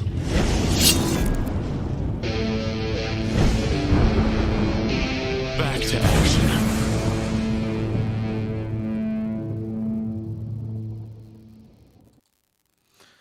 Okay, guys, that was the trailer for Red Rising, and now we are introducing Gareth West. He is the Red Ranger in this film, and he wrote it, and he is a voice actor for many anime films and anime shows. The IMDb is quite impressive. Gareth West, everybody. Yeah! Gareth West. Gareth West! Oh, there he is. What's Hey, up? hey, man, how you doing? Boys? What's going on? Hey, what's up, you sexy sons of bitches? How are you? Great, Doing man. good. How you Doing good. Hang I'm on. fantastic. I got you cut off here. Hang on one sec. Sorry. We're so... I was cut off as a child. I cut that thing right the fuck off, but we've all been there. Let me see here. I got this. I don't know what's going on with my view here. Oh, there we go. There you are. You sexy son of a bitch. Oh, There's Gareth. Son of you. Go ahead. My bad. No, I was just gonna say we usually don't have people more attractive on the show than we are because we're very, very low self-esteem type individuals. But we're making a special case for you today. I was watching, and I believe what are you? They said somebody called you log something. You know, they said you had a brand. You had a brand earlier. Remember? A brand? Yeah, one of the fans said that you looked like a sexy something. Remember? I don't. I usually remember all compliments. But It was like country emo country. Oh, Like that's that. what it was. Oh, Yeah, yeah. emo Remember, country. yeah. Yeah, I That's should it, start yeah. a calendar. Right. So right off the bat, can I pay you guys a compliment? Can I pay both of you a compliment? We'll definitely take that. Yeah, right? Okay, so I've been watching your stuff for a long time. I love you guys. Fantastic stuff. And I feel like your fans are gonna agree with this too, is that more so than any other content creator that I know or work with or follow, you guys come off as so authentic and so fun and so genuine that I feel like we're already friends. Personally, just from like having watched your videos, like I feel like you guys are just two buds hanging out. Hey, So- man. Thank you. Hey, thanks a lot. Yeah, that's an awesome We'll take compliment. that. Yeah, I appreciate it. Any day. Hey, Mike, write that shit down. Write that It's like, shit quick, down. dream journal. Do it. Do it now. All right. It's your diary. I'm gonna give you my wife's number. I want you to text her that and tell her that word for word. Yeah. All those good things she just said about me. No, man. Thank you so much for taking the time to hang out with us tonight. Oh, absolutely. I'm just thrilled to be here. Yeah, You guys are a blasty blast. So how does it happen, man? Like, how did the whole thing get together with you guys just deciding to make a fucking cool ass sort of adultish Power Rangers film? Well, when a man loves a woman, and there's a very special bond. No, so basically, it came about because I was thinking of like fun ideas that I think would be interesting, and I've always been a big Power Rangers fan ever since the original. And I got to just thinking like, if we transplant Power Rangers into the real world, we make it real people, right? It's pretty messed up because like if you think about these 17-year-olds get grabbed and basically put into a war where they fight terrifying monsters and they have the responsibility of the entire weight of the literal world on their back. That's something that weighs pretty hard on your psyche. So there's got to be some kind of repercussions. And it takes up your entire life. Like really, like that's the only thing that you're focusing on. And then I got to thinking, Jason, as much as anybody, if maybe more, is just like a warrior. Like that's like his whole thing. Like, he fights when he's not doing Power Rangers stuff. He's a martial artist. He fights literally all the time. He's the leader. So like with somebody whose purpose is that, and then how purposeless do they feel, like years down the line, a couple years down the line, where they've got nothing that feels like it has that kind of weight that, he had to deal with before. So it came up with just, let's like take a look at what if we just made it more personal, realistic, and dealt with some character. We really want to like build solid character footing. So Right on. yeah, so it was a blast. Yeah, and then the fact that he has to deal it's like PTSD, right? Like there's a floating head that was telling him to go kill shit for a long time. He's like, holy shit, a big floating head in an aquarium told me to do shit. Like, did I dream all this? Yeah, I get it. Yeah, Usually you have to take pills when that happens. but exactly. but It's like, did I take too much Ambien? What the fuck happened? Honestly, I see Zord on some sleepless nights, actually. But yeah. Well, actually, that was going to be my question. You pretty much answered it. I was like, what motivated you to make the Red Ranger the focal point of the film, of what you're doing? And I love me some Tommy too, but like it seems like he's the only one who gets like material made on him. You know what I mean? Like, That's true. I love all of them, but like Jason really didn't have his time to shine. Like, I mean, he did just come back, I think, recently in the new series, but we were in production before that, actually, before it really like aired. But he's an interesting character. Like, we wanted to show that somebody who's so traditionally like strong, masculine, and like the leader could still be vulnerable. Like, he's got this scene, I think I sent it to you guys. It's not the final cut of that yet, but where he's flashing back to talking to his girlfriend about how pointless he feels or how empty he feels. And then in the present day, he's working out at the gym he works at after hours, like hitting this punching bag. And eventually he just like keeps hitting it until like he just breaks down, and he's just like, it's just like pure frustration. Like he feels pointless, and that her last line is like, it'll all get better. And then we flash back to present, and it's very much not better. So yeah, unfortunately. Yeah, I get. And then they cue the Rocky IV music, "Hearts on Fire." That's exactly what I felt like. I was watching it, dude. It felt like it really did. It came off like almost like a '90s kind of like action flick, where it's like a revenge story, like a Judge Dredd kind of like. Punisher type of story. Like, I don't know, just the way that it looked and felt. Like I was getting also like Van Damme vibes or like kickboxer shit. I don't know. I was digging it. I was like, this is badass, man. Yeah, and it's interesting because I would say we actually cut that trailer together before we shot like 60% of the rest of the film. Wow. Okay. So like the whole ending, there's a huge fight. There's a 1-on-13-person fight that I do. Oh, shit. Nice. So yeah, we got like a whole bunch of people running in and fighting. So it's a big old scene. We've got a monster in there. We got some really fun stuff that just isn't in that yet that I'm really jazzed about. And then what we're planning to do is after we release, if there's a great response, we'll run a crowdfunding campaign for a sequel. And the ideas that we have in that are it's walls to the ball. Like it's pretty, I'm super jazzed about, because the biggest feedback we've already gotten is like including other Rangers, and we're going to try to bring some more into the fold, but keep them all character-wise. That'd be dope, man. And then the trailer where they showed Billy, I was like, oh, fuck, that's Billy, dude. Right. Oh, yeah. Spot on Billy, man. And the clip that you sent us that we haven't, we didn't show, nobody else has seen that yet, obviously, between you and Kimberly was really cool, man. There's some really good acting going on from you guys in that scene. By the way, settle a debate for us right now. I mean, I know you kind of already mentioned it already, but we've been fighting about this for years. Right. The Red Ranger is definitely the best Ranger. I mean, now you just asked him to settle the debate, and then comes out and it's like, it's definitely the truth. I mean, I'm a little biased, but it's a rhetorical question, man. We know the Red Ranger. Now look, here's my stance on the whole situation. The Red Ranger was the leader. He had it all going for him. He was a decent guy. He didn't even hit on Kimberly. You know what I mean? They had the thing going. There was something there, but they never even went for it. Then Tommy just shows up out of nowhere, just the new kid in school. And then, in my opinion, Kimberly totally dicked him and just ran towards forget you, dude. This guy's got long hair and he listens to AC/DC. And he had a great bandana. And it's the 90s. He's got a fishnet shirt and a bandana. I can't help myself. Yeah. And they met fighting, right? They were fighting at the tournament the first time that they met. Like, this was automatically Jason's, counterpart. And she's just no, this dude's been good to me. He slow played this relationship. He never forced his hand, never put any pressure on me. But this dude with the long hair, man. And then Tommy just took it and just ran with it. I don't know. I feel like Tommy was like that guy, and I felt like he was Garth in Wayne's World when he's like, I can go out on a weeknight like that. like he's like, I don't have to ask my mom for shit. And then Jason was like, I don't know. I always one of the most appealing things for me was Green Ranger, though, was just the fact that he had his own Zord. He had Dragon Zord. The flute, got the loot. I love the flute. I know it's a flute, but fuck, he also had a sword too.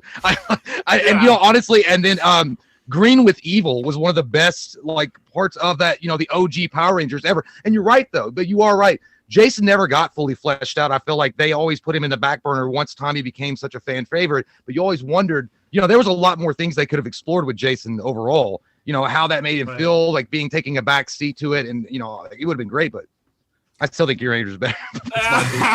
Yeah.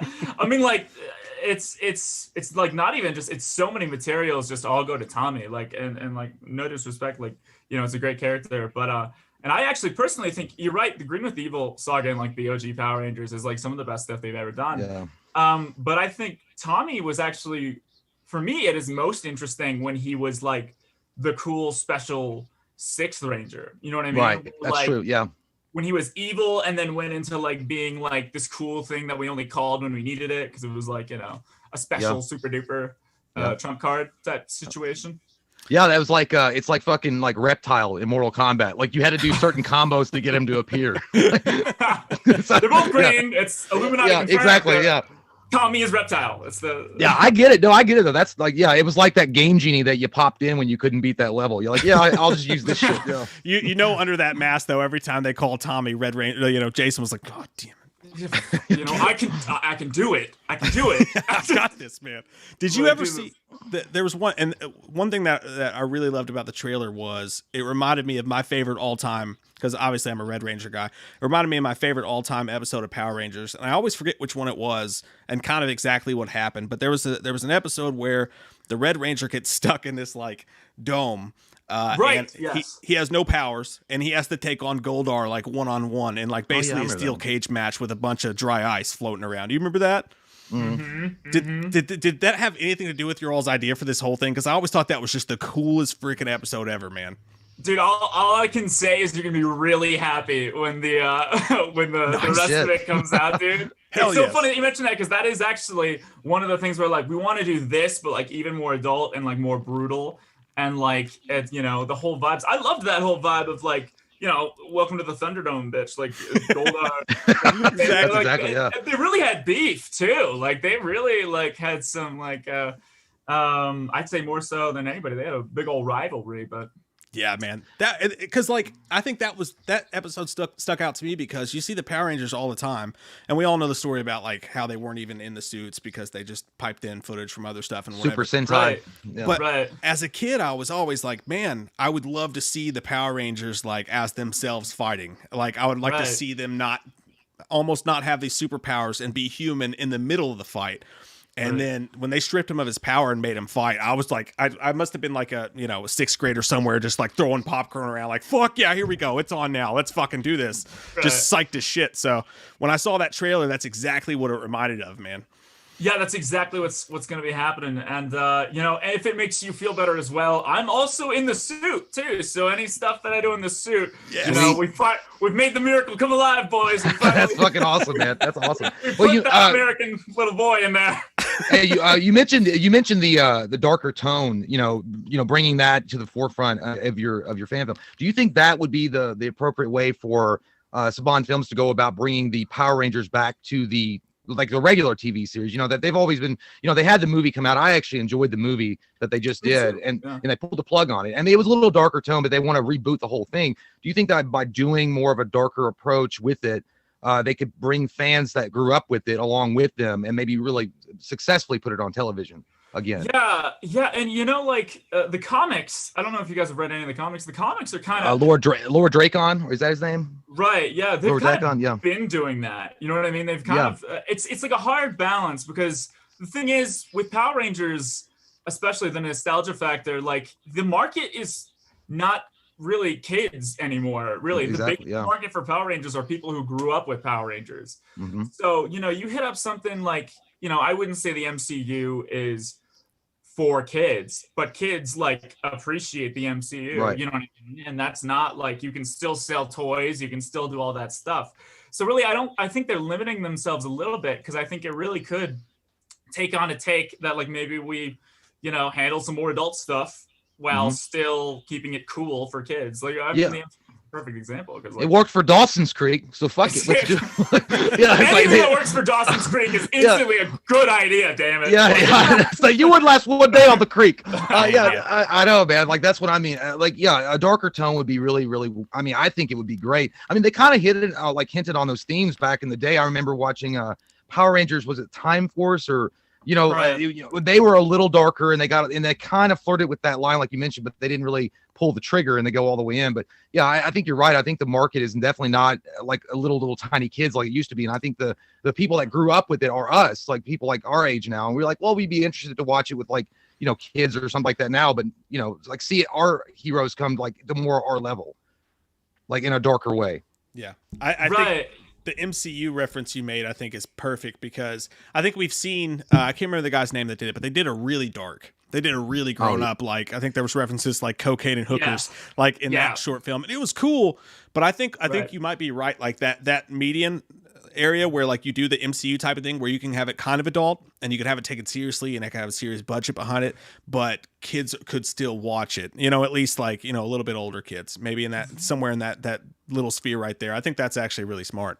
Right. And like the thing is that we didn't want to go for just like shock value by being adult, because the thing is that you know, you gotta still respect the characters, because like they have fans and like people love these characters, and there is like all the way down there's a nugget of character that you can take and still expand into, you know, a fully fleshed out person. You know what I mean? Yeah. So even with the corniness and the cheesiness and what we all love, there's a character there at the very center. So like, you don't want to get disrespectful. I know in that other one, you know, it was super crazy popular, super dope technical aspects, but like, you know, they're killing off characters left and right that people care about, like really unceremoniously.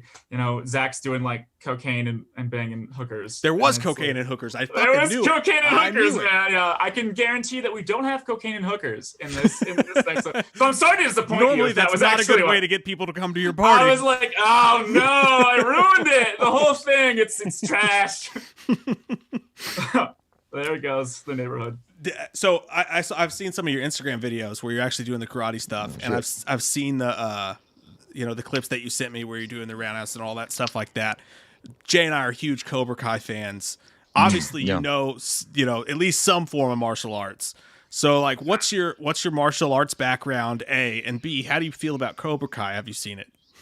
I haven't seen Cobra Kai, but I've literally been told by I think everyone that exists in my life to go see it as soon as possible. Yeah, man. Which if that's like, you guys now exist in my life, so if you guys are telling me too, you know, it's really piling on. So my martial arts background is actually called Wing Chun Kung Fu. So it's a branch off of what Ip Man practiced, you know, like Bruce Lee's teacher way back when. And so it's a form of kung fu. I also do some kickboxing, and the thing with Wing Chun is that it's very like geometry based. So for a lot of the fighting in Red Rising, we go with more like a karate / like kickboxing approach. But I do throw some chain punches in there at certain points. But the martial arts background is definitely important. It's definitely when, you know, you're fighting like 13 guys. Yeah. You know, I mean, I know when you guys fight 13 guys, it's often, you know, very important. I studied the ability of Roadrunner Express. It's an ancient way of running away as quickly as I can. I've been trained in the ancient art of Uber, which is you have Yeah, exactly. Yeah. That's it. That's my Hadoken. I just go to my sexual abilities when that happens. That's Right. all I have to defend myself with in those You situations. know, if you start moaning, most people want to let you out of the head. Yeah, that's the truth. Yeah. 13 guys, He's like, I'll take all you. I'll take This all you mother- 13 guys. this dude liking this shit. I'm gone. Yeah, it's like as soon as you like it a little too much, they don't want to be there. It's so weird. Which I think shout out to how easily you can see my nipples in this shirt too. It's just Oh, dude, I'm in the pointy nipple club. I can't even wear thin shirts. I just got razor sharp nipples coming at you. It's bad. I'm glass. It's a bad scene. You get like satellite channels from like Mars because they're so She'll so cut you, long. man. So I don't even have to pay for dish. Yeah, it's great. You talking about WWE earlier? I mean, I know you can't really tell us much on it, but I mean, you can tell us. Is there like, can you maybe give any kind of hint about who maybe the antagonist of the film? Just a little. Originally, we were keeping this under wraps, but like I feel like, you know, this is a special moment between. Sure. Well, So, Breaking news here tonight, boys. We're breaking something, boys. But so we're going with Goldar. Goldar, we're bringing back. oh shit. Nice. Okay. We did an extensive special. We have prosthetics and damn. contacts and additional like appendages. Like he is really like full body paint. Really cool effect on Goldar.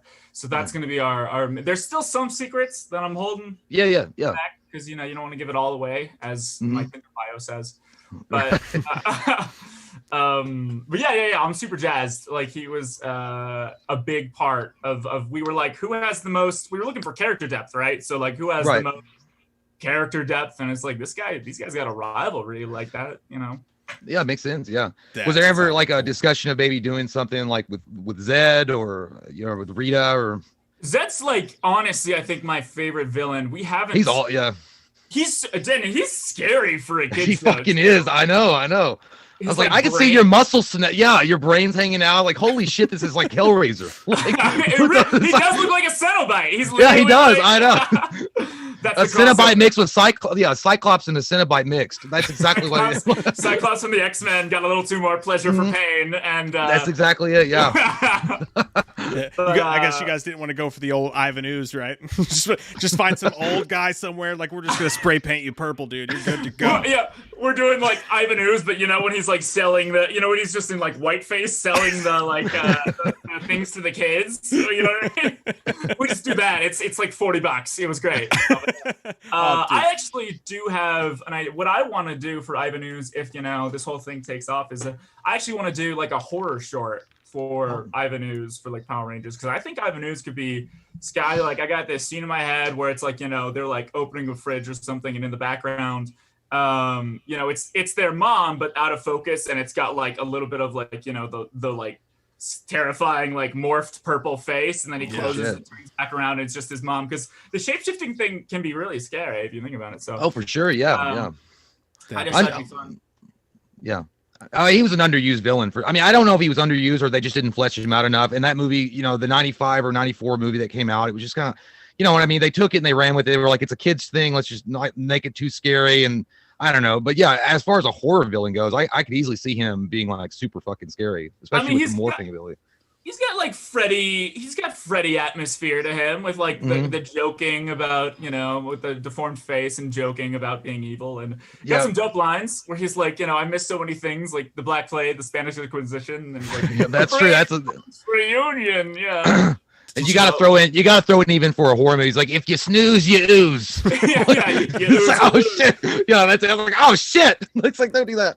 Did you see the Power Rangers versus Freddy Krueger comic book that came out? I have read that. Yeah, I saw you guys covered that. That's nuts, man. It was awesome, man. It had me thinking, dude. I was like, I mean, you could literally put the Power Rangers almost into anything. Like, you know what I mean? Like you were talking about making it a horror short with Ivan. It's a property that you could really just move around and be versatile with. So flexible for sure. Yeah. Yeah. I mean, look how many genres we've managed to slap into the superhero genre. You know what I mean? There's the thrillers, mysteries, horror movies. So it's really flexible, and I think that it's got a lack of exploration, and I do believe that's probably because the brand is very scared that their base toy sales are going to go down. But like, I really do think like the MCU has some intense stuff in it, and they're still selling Captain America kits to like, you know, for 4-year-olds. You know what I mean? That's true. Yeah. Hey man, look at like what is it? Five Nights at Freddy's or whatever it is. Like, oh my God, they freak out about that stuff, man, and that's a horror-based property, and they love it. You know? Yeah. So.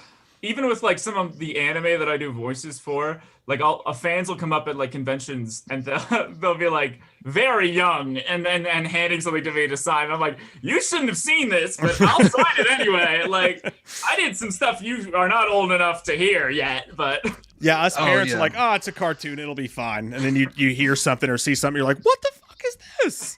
That anime shit can get weird, man. It's well, even it's happened with Mike and I on this channel, man. Like they'll be like kids will be like, oh yeah, our kid loves that Dr. Loomis guy. Can you say? I'm like, he likes that asshole. And he's like, every third word is fuck. Yeah. Yeah, every third word. He's like, can you say goddamn you Michael? I was like, oh shit, you should not be fucking doing that. His first word, it's, you know, it's just it's awful. Yeah. Oh man, yeah. How much do you mentioned that you actually see him in his costume, and I was going to ask you about that beforehand anyway, because the shots in that trailer and like where they're like kind of like blurred out, but you can kind of see him, or he grabs the sword. I mean, they are fucking perfect. I mean, they're good, spot on. They look amazing. Is there? I mean, I don't have to give away exactly how much is in there, but I was going to ask you how much you'll actually see you in uniform in the fan film. So, in those shots, the director, Brent Garcia, is a really talented guy. We got a nice production studio. That's why the production value is so high, is because our production studio, Tomahawk Ridge, is behind it. So we had a lot of really good equipment, and we got a lot of really talented people on board. So that's why we like, I also have to say, like, I love those shots. They're really pretty. But so the suit pops up throughout. There's like some in the beginning because it's a little bit out of time because he's got, you know, we've got some like nightmare sequences and we've got some flashbacks throughout to try to give people a little bit of standing of where we're at, you know, because you're jumping forward from something that people know into like a time period that's not explored. Right. And so there's enough, like there's the suit stuff. Hopefully it's not overused, but I would say there's enough to satisfy people. I'm satisfied. So. Yeah. Yeah. That's when you put it on, wink, wink, and Bob's their uncle. You know what I'm saying? When you put it on, man. When you put it on, did you feel like I'm a total fucking badass now? Did you feel it? Did you feel like you like held up the fucking power sword in Grayskull? Like I did. So all right. So this is funny. So the first time I put it on was for the screen test where we were doing like we let off some smoke bombs and we were doing a screen test on how it would look, right? Yeah. And I felt so cool, right? Yeah. I was like, oh, and then you get people on set and they're it's like their childhood coming to life, and we got a pretty dope suit that we put together. So they were just like, oh yeah, like finally, like it's so cool to see my like childhood standing in front of me. In the second time that I put the suit on to film, it's me running through a desert and like really uneven. And it's like cold because it was like way earlier in the year, and so in the desert at like 5 a.m. freezing in like spandex, and they slapped a bucket on my head and I couldn't see anything. So like literally there's these really cool looking shots where I'm like praying that I'm not running off a cliff. I felt a little less cool because I was like, somebody hold my hand to get back because I don't know where I am right now. Yeah, like, that shit cold. Or just hold my hand for moral support. I'm scared. Yeah.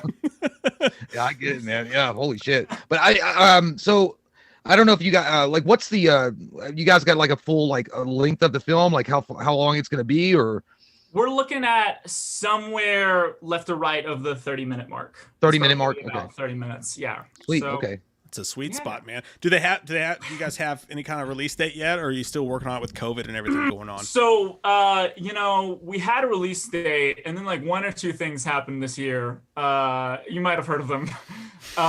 Just global wide chaos and pandemic. But besides that, it was really not that bad. So we've canceled the release date, and we're now. It's like 95% done. We are getting the final VFX and we're writing everything shot. We're just getting the final VFX and the final music. But due to scheduling being really weird with some people, getting laid off and some people having to deal with a whole bunch of stuff like lockdown, we're going to set a release date like a month or a couple weeks after it's completely done. Like when it's ready to rock and roll and just drop that bad boy anywhere, then we'll set a release date just to be safe because we don't want to disappoint anybody. Yeah, awesome. That makes sense. In my regular life, in the bedroom, not you, man. In the bedroom, wherever. Personal experiences is what I'm talking about. Pulling from personal experience. Jay too. I can tell we were in the same room. It was weird, but no. What happened? It's like Jay was just in the corner watching. It was not. Oh yeah. You know what? I feel like that guy in fucking Grandma's Boy. How could they see me? The lights were off. It's like shit. I was wearing camouflage. I thought it was fine. You have ruined your performance. Do not ruin mine. Yeah, exactly. Yeah. Taking notes, just your diary. Man, well, I gotta tell you, dude, it's a really cool thing. This is a weird question, okay? But I love weird questions. Let's do it. They're the best. When you put on my biggest fear when I think about all the times I could have played a superhero, right? There were many. I had kids, things happened, but. When I think about that, cinnamon toast man. I would love to play powdered toast man, dude. I could do that shit. Give me a bean burrito. Yeah. Good to go. But so when you put on the suit, is it a spandex material? Is it a metallic material? If we're talking about lower regions, we're talking about junky junk. Yeah. Is there a fear? Because I don't know if you've ever worn like a swimsuit when it's cold outside. You got to go like White Water Rafting. But right. Just put on a pair. You're a gym guy. You can tell. Yeah, you put on a certain pair of sweatpants. My name's Gareth, but it was really close. There's a 3D dimensional printed painting of your. It leaves nothing to the imagination. Yeah. Yeah. How was that with the Red Ranger suit? Are you flashing or? You're absolutely right. If you were to wear just the Red Ranger suit by itself, it would look like a textbook, like anatomy drawing. Yeah, it would just look like there's, I knew it. Oh shit. There's the scrotal region, so I'd be all bulgy. I'd put socks in that bitch. It'd be like, holy shit, that motherfucker's got an alien. There's a small action figure that I stuffed down there every take. Yeah, I just really didn't think anyone would notice. But it's karate chopping action. But I had the most uncomfortable thong that I had to wear. So basically what you do is like to make it a flat surface, you put like a padded thong and then your boys are in the next zip code. Like everything going on there is losing circulation every second that you are. So painful, but you feel safe. You feel very protected in the fact that you can't feel it anymore. Yeah.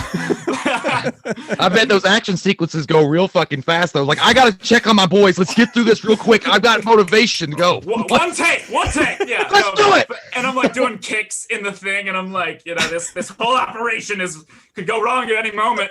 Yeah. You're like walking around like Steven Seagal. You're like, I don't need to do another take. I'm done already. Right. Oh, kick me in the nuts, dude, just so I can feel something again. Just gotta.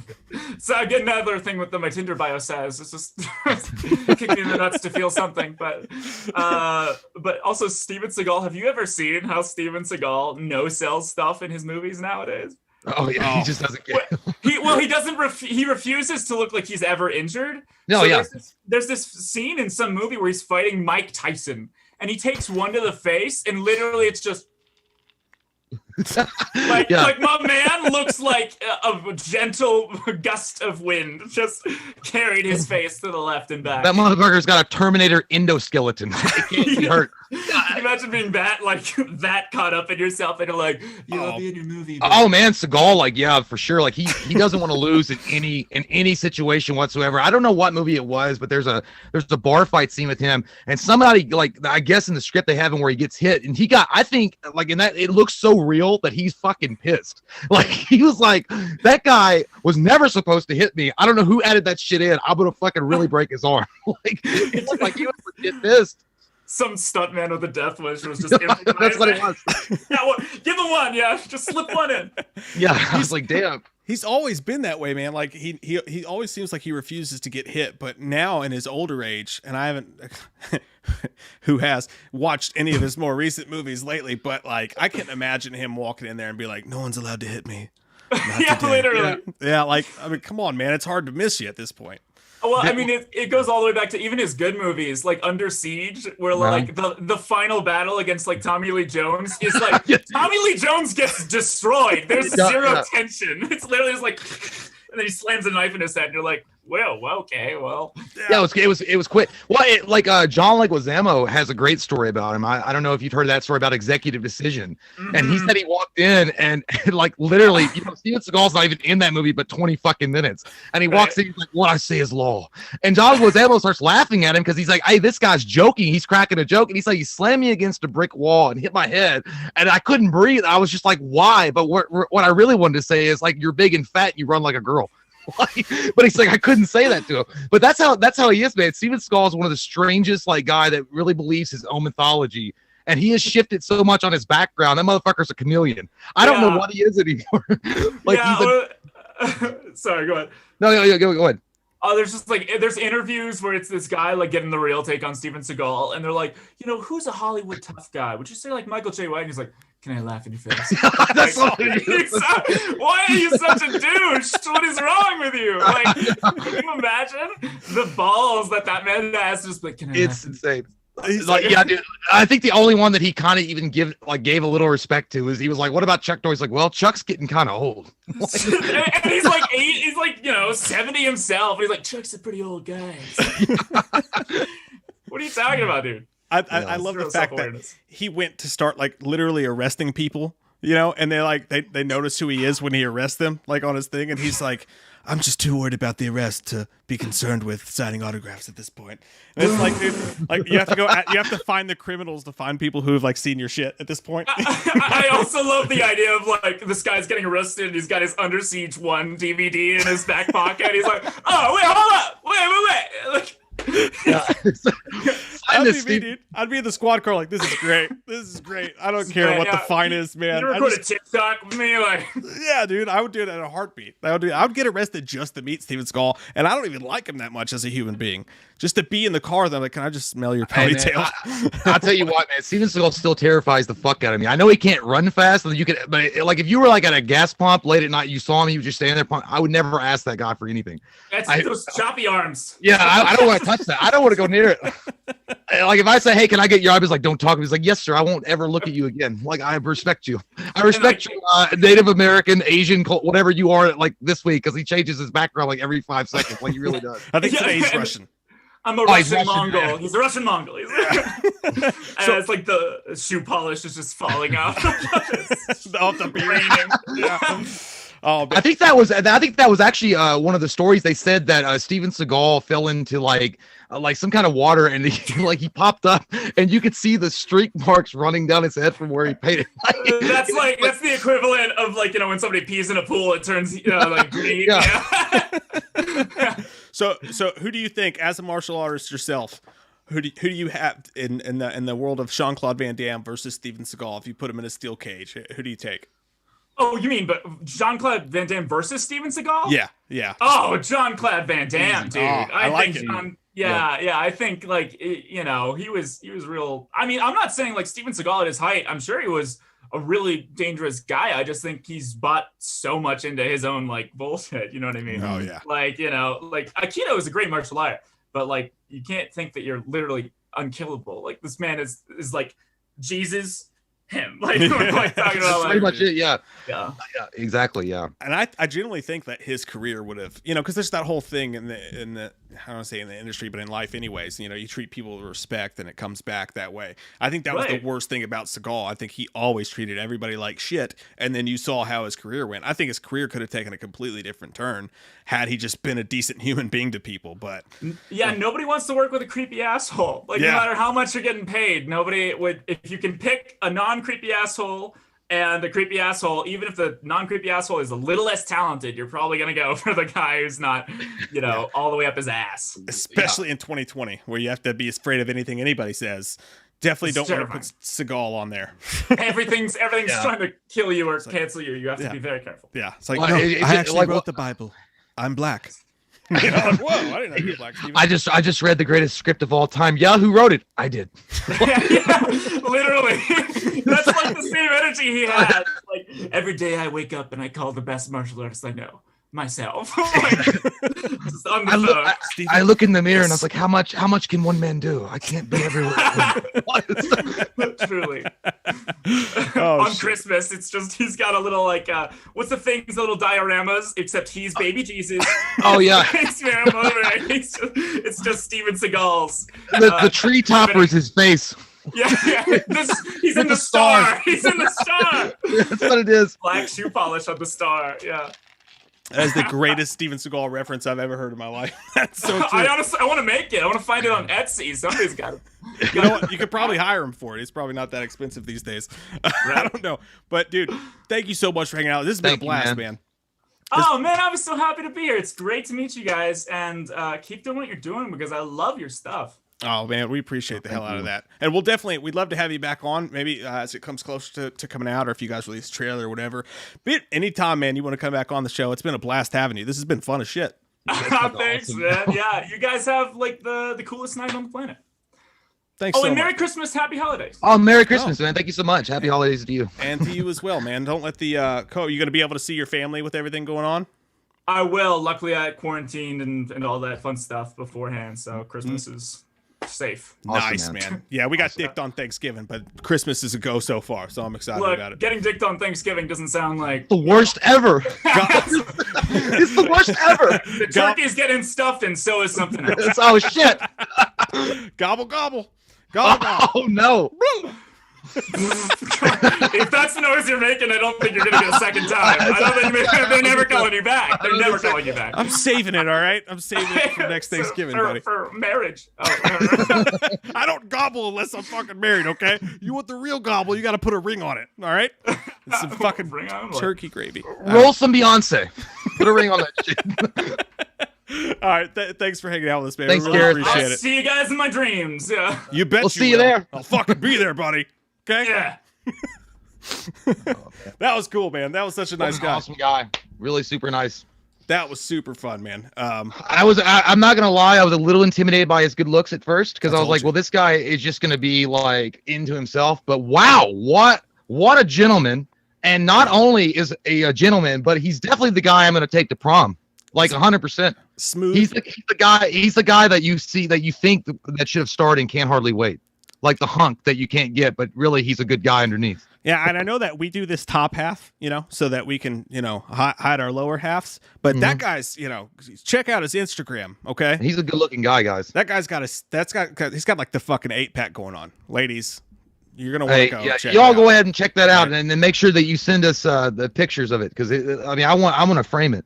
But yeah, what a wonderful guy, and really some good information. Like he gave us the reveal. I thought was interesting. The antagonist of the film is going to be Goldar, which is pretty Dude. cool. The balls to do that in a fan film, I cannot wait to see. And I don't mean that like, oh, they're going to fuck it up. They can't do it. From what you've seen, from the quality of what you saw before, to see them do Goldar is going to be dope as shit. Yeah, I didn't get a chance to ask because I meant to, but I was wondering like how much. Like I know he said he's got a lot of practical effects and things like that. I want to know how far are they going to go, like the Robert Englund, Freddy Krueger, like really to make him scary, or to kind of keep it not so super scary, that because that whole thing with Batman Forever where they were talking about the Two-Face, and the original concept was too scary as far as Two-Face to actually put on screen. Yeah. So I want to know how grotesque they're going to make him, or if they're going to make it in between. I mean, because he's going to be probably scarier than he was on the TV show. But yeah, dude, and Goldar looks like Beast. Where like the way I picture him in real life would be like, because they've never done a real life Goldar. It looks like Beast wearing fucking gold armor. You know what I mean? That's got to be hard as shit to do. But and to hear like not only is Goldar going to be in it, but he's going to be wearing the suit. There's going to be actual Power Ranger action going on. Plus, you're going to get that Jason without his powers fighting as a human being, which is just like a dream for me as a kid, man. That's why when I saw this trailer, I was like, that's my fucking shit, man. That's going to be fucking cool. And and you guys make sure you guys go out there and support him, and make sure you like the trailer, and make sure that when the movie comes out that you're there and you're going to watch it and stuff like that, because I would love to see what this guy's vision is afterwards too. Because I mean, I think that if you guys are responsive to, I mean, he might make, because I mean, I'd like to see the other, Rangers, maybe get something going with it. Like I want to see, I would like to see his take on Tommy. Where's Tommy? Because you don't even see Tommy in the trailer. Yeah, and that's the thing too. Like so, at Red Rising the film is the Instagram handle for the film, and then at Gareth T West is the Instagram for him. So go follow him, guys, and check him out. Dude, I'm shocked at what a cool. I miss him already. I miss him already. I really do. I feel like now it's like we should have like kept him on. I don't know. Like I was like maybe he can join the channel or some shit. Like I don't know. He'll definitely give us like a more ladies. Yeah, no doubt that will about click that. on the subscription button. No doubt about that, my friend. But yeah, no. It won't even be a skull anymore. It'll just be his rock hard abs. And it'll say subscribe, bitch. That's what we should do. I'll have him send us a picture of just the abs. We'll just put subscribe on it on the back. No, I don't want. I also don't want to make him feel uncomfortable. Like it's like that. We're coming off rapey. No, I know, but we just met him, and he's still watching. He's gonna be like, yeah, that. It was fun at first, but these guys are getting serious. Actually beginning to become uncomfortable. I don't want to take you to the Blue Oyster or anything, Gareth. Like in Police Academy. But you know what I got from the trailer and from the video clips he sent me? He's got a nice Lee Pace vibe going on. A little bit Breaking Benjamin's lead singer, Ben Burnley. In his younger days, I could see it. A little bit of that, and then a little bit of who did I just fuck? I just fucking said it. Who did Pace? Lee Pace, the actor Lee Pace. Got a little bit of those. Good actor, man. A hell of a guy. Can't wait to watch that thing. Well, and really the idea and the fact that he's passionate about doing this. Oh, he knows his shit, dude. He knows Power Rangers, and he likes the Red Ranger, and he's doing, so he's doing it in a favor. Because you can have a lot of people like, well, what's going to sell? Like, what's going to sell? Oh, I know. I'll just make a Power Rangers movie. I don't really know much about it. This guy actually seems to know his P's and Q's and is on it. So and he's not just Jason. He also wrote the damn thing, which I meant to ask him about what it was like writing it. But I imagine we got to have him on again. He was a fun guest, dude. Yeah. Not that we ever have guests, but we're going to start having guests. So that was a really good start. We've got some shit lined up for 2021. You guys are going to be shocked to your panties. Oatmeal cream pies. Hopefully. The actual guys. All right. Well, we might as well break it. We got Steven Seagal coming on in 2021. Oh, dude, I would literally take a sick day if Mike say, "Hey, man, we're going to interview Steven Seagal." I was like, "I'm not going to be there." I was like, "I'm going to call in." On Mike's phone, and he can put me on speaker, and then I'll hang up as soon as I get scared. 4 people we can never interview: 1, Steven Seagal; 2, Rob Zombie; 3, the original Green Ranger, whatever his name is, Jason David Frank. Yeah, and 4, Michael Biehn. We've talked way too much shit about those 4 characters to ever have them on the show. They'll never watch our shit though. Like I don't like the only thing that would ever happen is if we did interview someone like Rob Zombie, and then maybe his assistant was like, "You need to watch this first." And they gave him a video of either my H2 rant last a couple of weeks ago, or just the general like dislike that we've had for his films, and then he comes on there and like completely like stealth bombs us because he's like, yeah, I'm really excited to be here. I think you guys have a lot of good stuff. And then like 20 minutes in, he's like, by the way, I think you're both fat, you're ugly, you're untalented, bullshit YouTube. You've never made a movie in your life, and you dare judge me with my greasy dreadlocks and my crab-covered beard? How dare you? And we'd be like, everything you just said was true. And you're like, I was like, well, you said it right, but I don't know what you're talking about because the only one that I know that talks shit about you was Lee McCoy from. That's exactly what we do. Punt that shit. But hey, man, I don't know. Yeah, I actually wouldn't mind talking to Steven Seagal, but you got to talk to him like he's like a fire starter, like he's an arsonist or something that could set you on fire any second. Starter. Like, well, it's like that. He's like that kid in Brightburn. Like, you know that motherfucker can laser you in 5 seconds. Like if you were like face to face with him, so you got to be real careful.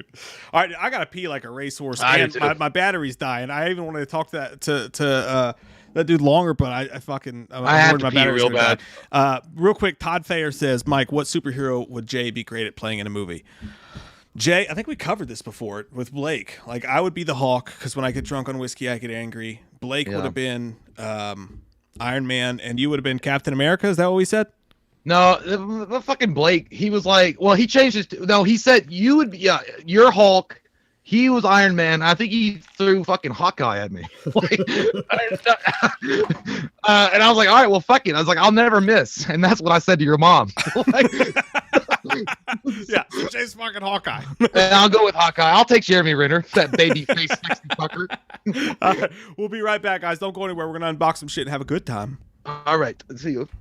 Hey guys, welcome back to We Watch Movie. I'm Mike. I'm Jay. And this is a special version of the worst Michael Myers mask you've ever seen. Oh my god. It is the worst Halloween costumes you've ever seen. Let's go to that. If you guys are interested in this kind of thing, we have an entire series. We're like 8 videos deep in the worst Michael Myers masks of all time, where we just look at the worst Michael Myers masks you've ever seen. We're deep in that crap. Have a laugh and make fun of it. But this is the first version that we're actually delving a little bit deeper, and we're going into Halloween costumes. Because it's fucking Halloween! Why not? It is October! Candy it's corn. Halloween time! Put It's it in your mouth. getting cold! The leaves All are around. changing! It feels good! Don't have sex with people's Feels wives. fucking awesome. Let's go.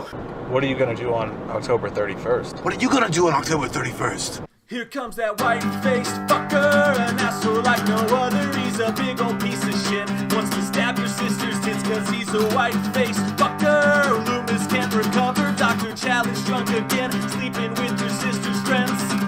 Do you want to know about the darkness? I said, God damn. God damn you, Michael! I said, God damn. A lot of people don't know the darkness that goes inside their hearts. I said, God damn. God damn you, Michael!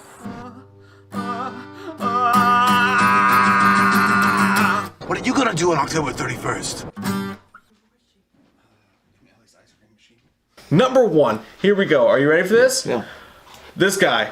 Right fucking I was gonna say, this is what happens when you're like, so I tried the Richard Simmons diet and things are going really well. I switched to only poultry, so that's why I look like a snapping turtle. And my gloves shrunk up because I'm not killing anymore, guys. Like right now, I'm using this glove as a part of my cleansing, which is basically doing gardening. I'm seriously ready for Halloween. I'm ready to go. Seriously, I've only had half of my face sucked in through the fucking vacuum cleaner, and I'm ready for fucking fun times. That motherfucker looks like he goes to like NFL games and really doesn't cheer for any of the teams when he wears an oversized jersey just to fit in. He looks like thirsty Indiana Jones. This is what happens when you don't use a condom. All right, next up we got this costume. What were these guys fucking butt thinking? fucking. Honestly, They were thinking of butt fucked. Let's look at the semantics of this whole outfit really. that's going on right here. This one. You imagine going out. Look, this is gonna be hilarious, dude. Yeah. This is gonna be hilarious. I'm gonna be a toilet, and you're gonna get butt naked. This dude went to parties butt fucking naked, and he sat on his friend's lap. Like, here's the thing, what I like is the fact that, is his friend really sleeping or is he just getting ready to come? Because it's really in the deep moment. Because here's the thing, you've got... Seriously, dude, if you get a boner, I'm gonna be pissed. You've got your greasy butthole right on my fucking dick hole, And like, what do you think was gonna happen? Like, you're moving around, you're jostling my wiener, and you got a fucking pumpkin candle on the side of me. It smells good. I got a pumpkin candle blowing in my face. I'm getting ready to nut. But when they separate, and they had to think of this together, like they had to get together, like, dude, no, you get butt naked and then you sit on my lap. I swear to God. Yeah, just sit on my lap, butt naked. It's gonna be fine. How do you think they decided who was gonna be naked and who was gonna be the toilet? Whoever lost in Jumanji.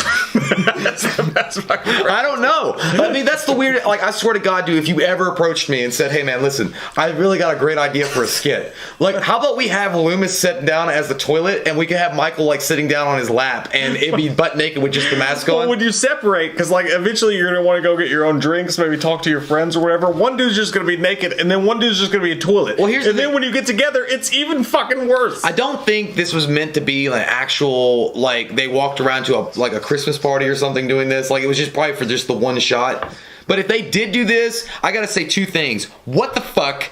Goddamn Lockup Raw is taking it to another level now. And number two, kudos to you. And that guy's gotta have some strong thighs to keep that dude I would say, I'm gonna say kudos to you, man, because it takes a lot of balls and dick taint to fucking do what they did. Not just that, but he's a redhead with a mullet. Oh Lord! I like how what we got here is Saints Row 6, and this motherfucker is mad as shit that no one paid his money, and he's late on his child support. He ain't got no time. Somebody owe me my fucking money for my weed and fine china. I can't tell if I'm trying out for the dragon in Game of Thrones or the Joker. I don't know. You know what? This looks like the guy that was in Pet Sematary 2, the one that ate the mashed taters, that had it falling over his face when he got big and fat, and he started deciding, I'm gonna be Joker. Motherfucker looks like he's wearing a shower curtain.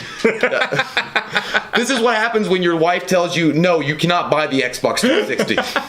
You're like, I'm a gangster. I make my own money. You got beef. No, he's called. You got beef. No, what his wrestling name should be is early release. Moving on, we got our first Jason of the entire series. So as you know, children, they always tell you never drink from an irradiated source. He drank from. Why is his head so drank from a goddamn puddle in Chernobyl. Why is his head so fucking big, dude? Like, because he drank from a fucking puddle in Chernobyl. It looks like he snorted brain juice. Oh, look at this guy. I'm a sassy kitten. You little fucking bitch. By the way, I'm Tigger. I'm gonna pounce all over your face. What fucks me up about this one is look at his apartment behind him. Not like, why are you dressed like that? He's got Spy Kids. And you have a Spy Kids poster in the background. And that's like a legit. And he's got undies. That's a first run edition special fucking Spy Kids poster he's got in the background. And then look at his apartment. He's in a basement. That guy has kids in his fucking house somewhere. My name is Tigger. I like to bounce, bounce, bounce.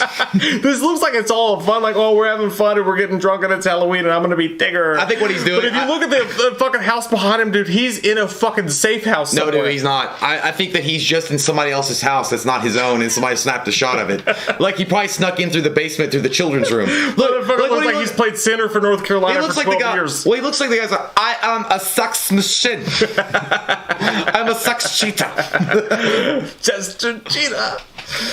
So Pinhead's having all sorts of fucking bad problems here. This guy. This is why you should never use pins that aren't your own. Meth, not even once. This is where, even if you're Pinhead. This is why you're an underlord of the darkness. Do not share needles, ladies and gentlemen. That motherfucker is all the way chlamydia down. This is protein-free Pinhead.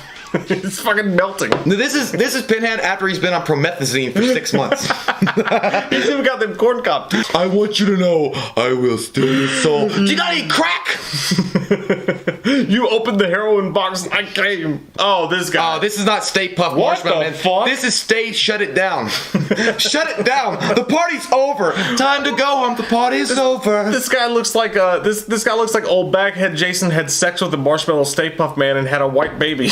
This is like Slimer fucked Stay Puft Marshmallow Man as a blow-up doll. Why are your tits 7 feet below your face? I'm just looking at his actual mask. It looks like a dog had fucked the shit out of this, like a chew toy, over and over again, and now he just came to life. He's like, I need a beer. The town that dreaded marshmallows.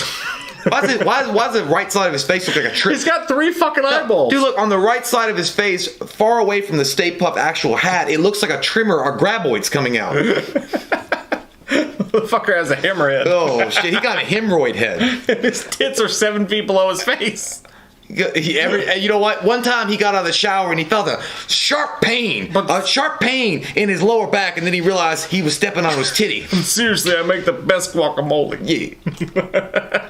Oh, this is our first Michael of the series. He was a skater boy. He said, "See you later, boy." He wasn't good enough for you. Motherfucker looks like a California version of the Maxell Tapes guy. That He sat down and got his shit blown away.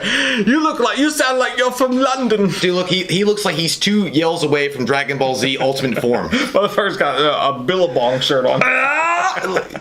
And he's always what is he doing? You know what they say, man? When life gives you lemons, say, fuck the lemons, bail.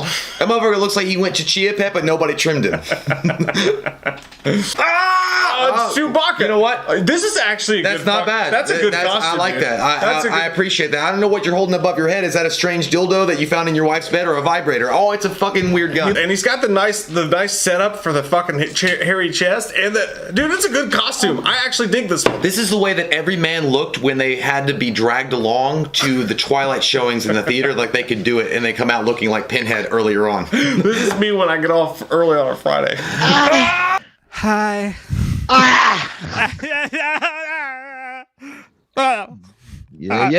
Yeah, man.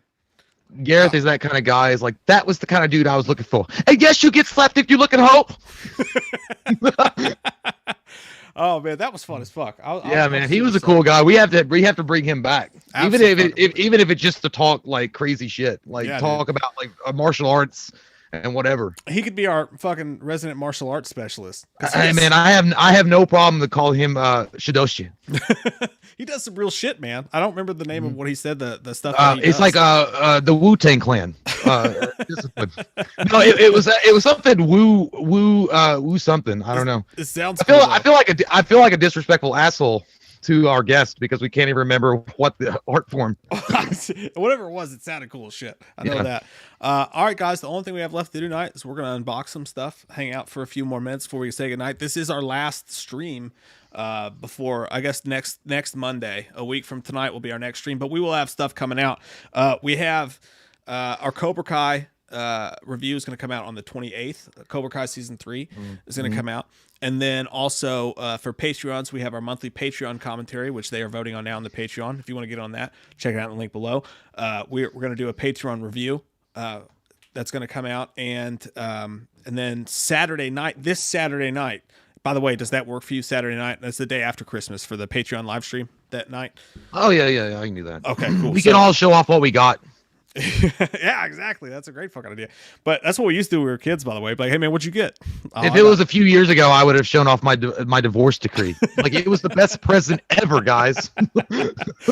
It's a dark Christmas. So this Saturday night for Patreons in the top 2 tiers of Patreon, every month we do a crazy live stream for like 3 hours where we can say whatever we want to because it's not on YouTube. It gets wild, it gets dark, it gets weird. We play music. It's fun. It's fun as fuck. So fun times. Want to join that? It's in the link down below. But for the rest of tonight, we just got some shit to unbox. Some good. Yeah. What you got, man? I got a lot of stuff. Show me some shit. I'm gonna go ahead and open this up. This is from Brendan Grado. Even though it's addressed to Michael and Loomis, I'm not sure if I'm not okay. So it is obviously from, besides Brendan, the address has been blurred out so you can't see it. It's the Pink Ranger sent me this. It's pink. I'm gonna go ahead and look through here and just make sure that this is for. Okay, I've got some rubbers here. No, okay, I'm sorry. They're not rubbers. They're tea. They're herbal tea. They look like rubbers, dude. Look, it's Lipton iced tea. But I swear to God, dude, I thought these were fancy ass condoms from like, hey, you can only get these at Hampton Inn. It'd be not the first time we've got condoms in the mail. So they sent us chamomile herbal tea, caffeine free. Well, that's no good. But thank you. It's from Rituals, and then they sent us Lipton chamomile herbal tea as well. Very good, very nice. And then I'm gonna read this letter. Just make sure. Okay. We'll have to wait on this one. This is to Loomis and Michael. Okay, yeah, just skip. So we'll wait on that. But he did send us some herbal tea. So thanks for the tea. I like it. Thank you so much. Tea.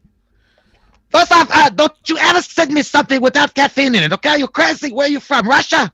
Tea. Call me. Thank you. Appreciate it. We'll read the letter next time we get back together, which hopefully After the new year and things kind of settle down a little bit, we'll be doing skits and sketches to get again together. So. Once I pop that vaccine in my neck, we'll be good to go. You doing that shit? Oh, fucking yeah, I am. You're gonna look like Jeff Goldblum from The Fly, bitch. I'm popping that shit immediately, dude. Put it in me. I want to go into public again. You're gonna crawl to me. You're actually gonna look like Ivanus. Hang on one sec. I'm gonna grab a box here. All right. Sutter came in. Gillette, the best a man can get. I'm serious. Like Sutter should have his own theme song when he walks in anywhere. Anywhere he walks, he should have his theme song. Sutter Gillette song. Period. Best Done. a man can get. So I went ahead and grabbed this one because it's written in Christmas green and reds. So it feels like a Christmas box. Yeah. It feels like once we should get to before Christmas. Or a Freddy Krueger box. Could be, possibly. This one comes from, it says Almer, so I'm going to guess it comes from Paige Almer. Oh.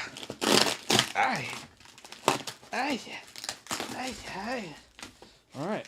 Got a letter here. It says Mike and Jay. Look at it. It's got a Christmas bow on yeah. it. How nice. We got, let's see here. Oh, it says, Dear Mike and Jay, wishing you a very Merry Christmas. There is a little something for each of you in this box. Handle with care, especially yours, Jay. Is it a dick? It is. We can only hope. Almost as old as we are. Oh, it's really fucking So old. it's an older dick. It's a Pazazu statue. Each of these gifts remind me of growing up. I hope you enjoy them as much as I did finding them for you. Thank you guys for keeping us entertained and providing us with lots of belly laughs. We definitely needed it this year. Take good care. Lots of love, Paige. And awesome. Have a killer Christmas. Oh, yeah. Picture in there. That's awesome. Yeah. Thank you, Paige. Merry got Christmas that to you. Inkjet printer with color. Yes. Merry Christmas, Paige. Hope you have a great one as you continue on your successful path. This one says Mike and Jay on it. Okay. Here. And guys, I know some people have sent him some stuff. There's some stuff that we definitely want to wait to do together, which we will get to, I promise. I know the unboxings have been a little bit slow coming out. I have a full unboxing video that we filmed like weeks ago that I'm going to release probably this week. So some of you guys that sent us some shit, you're going to see it in that as well. Don't you worry. Oh, we got some masks here, dude. Perfect for the season. Sweet. Dude, it's Michael Myers. It says social distancing and wearing a mask in public since 1978. And there's two of them, one for each of us. Check that out, dude. That's badass, dude. Holy shit. Hold on, yeah. Hey, shit. That's dope, man. Oh, damn, man. That's badass. Yeah, that's cool as shit. I'll tell you. Oh, these look like those comfy ones, too. Are they nice? Does it feel good? I'm black and white Sub-Zero of Othello. I'm Othello Zero. I lost all respect for you when you put Michael on your mouth. Hey. Ice. Ice. Oh, no. That's dope. Thank you, Paige. Thank you, Paige. What the? Jesus. It's like that panties you're trying to get rid of before your girlfriend finds out that you have them in your pocket. You're like, oh shit, I gotta get rid of it. Dude, I felt like when you were little and your mom made you clean your room, but your NES controllers were like tied together in all those knots, and she's like, "I want it undone." And you're like, "I can't fucking do it." Can't you get out a knot? No, Mom. Jesus Christ, can't you fix your marriage? Let's see here. All right. Oh, this one's wrapped. It says to Jay from Paige. Okay. So I feel like you think I should save this actually. If you want, well, yeah. I mean, Paige, do you want us to open it, or she's in the chat? So I mean, Is she? Paige, do you think that we should? Do you want me to open this? You want me to save this for when me and Jay are together? I'll set it to the side for right now, and let you decide if you want to see Jay actually open it himself. I don't want to steal that thunder. I will look at this though. Check this shit out, dude. Toblerone. Remember these things? Oh, shit, yeah. I remember those. Yeah.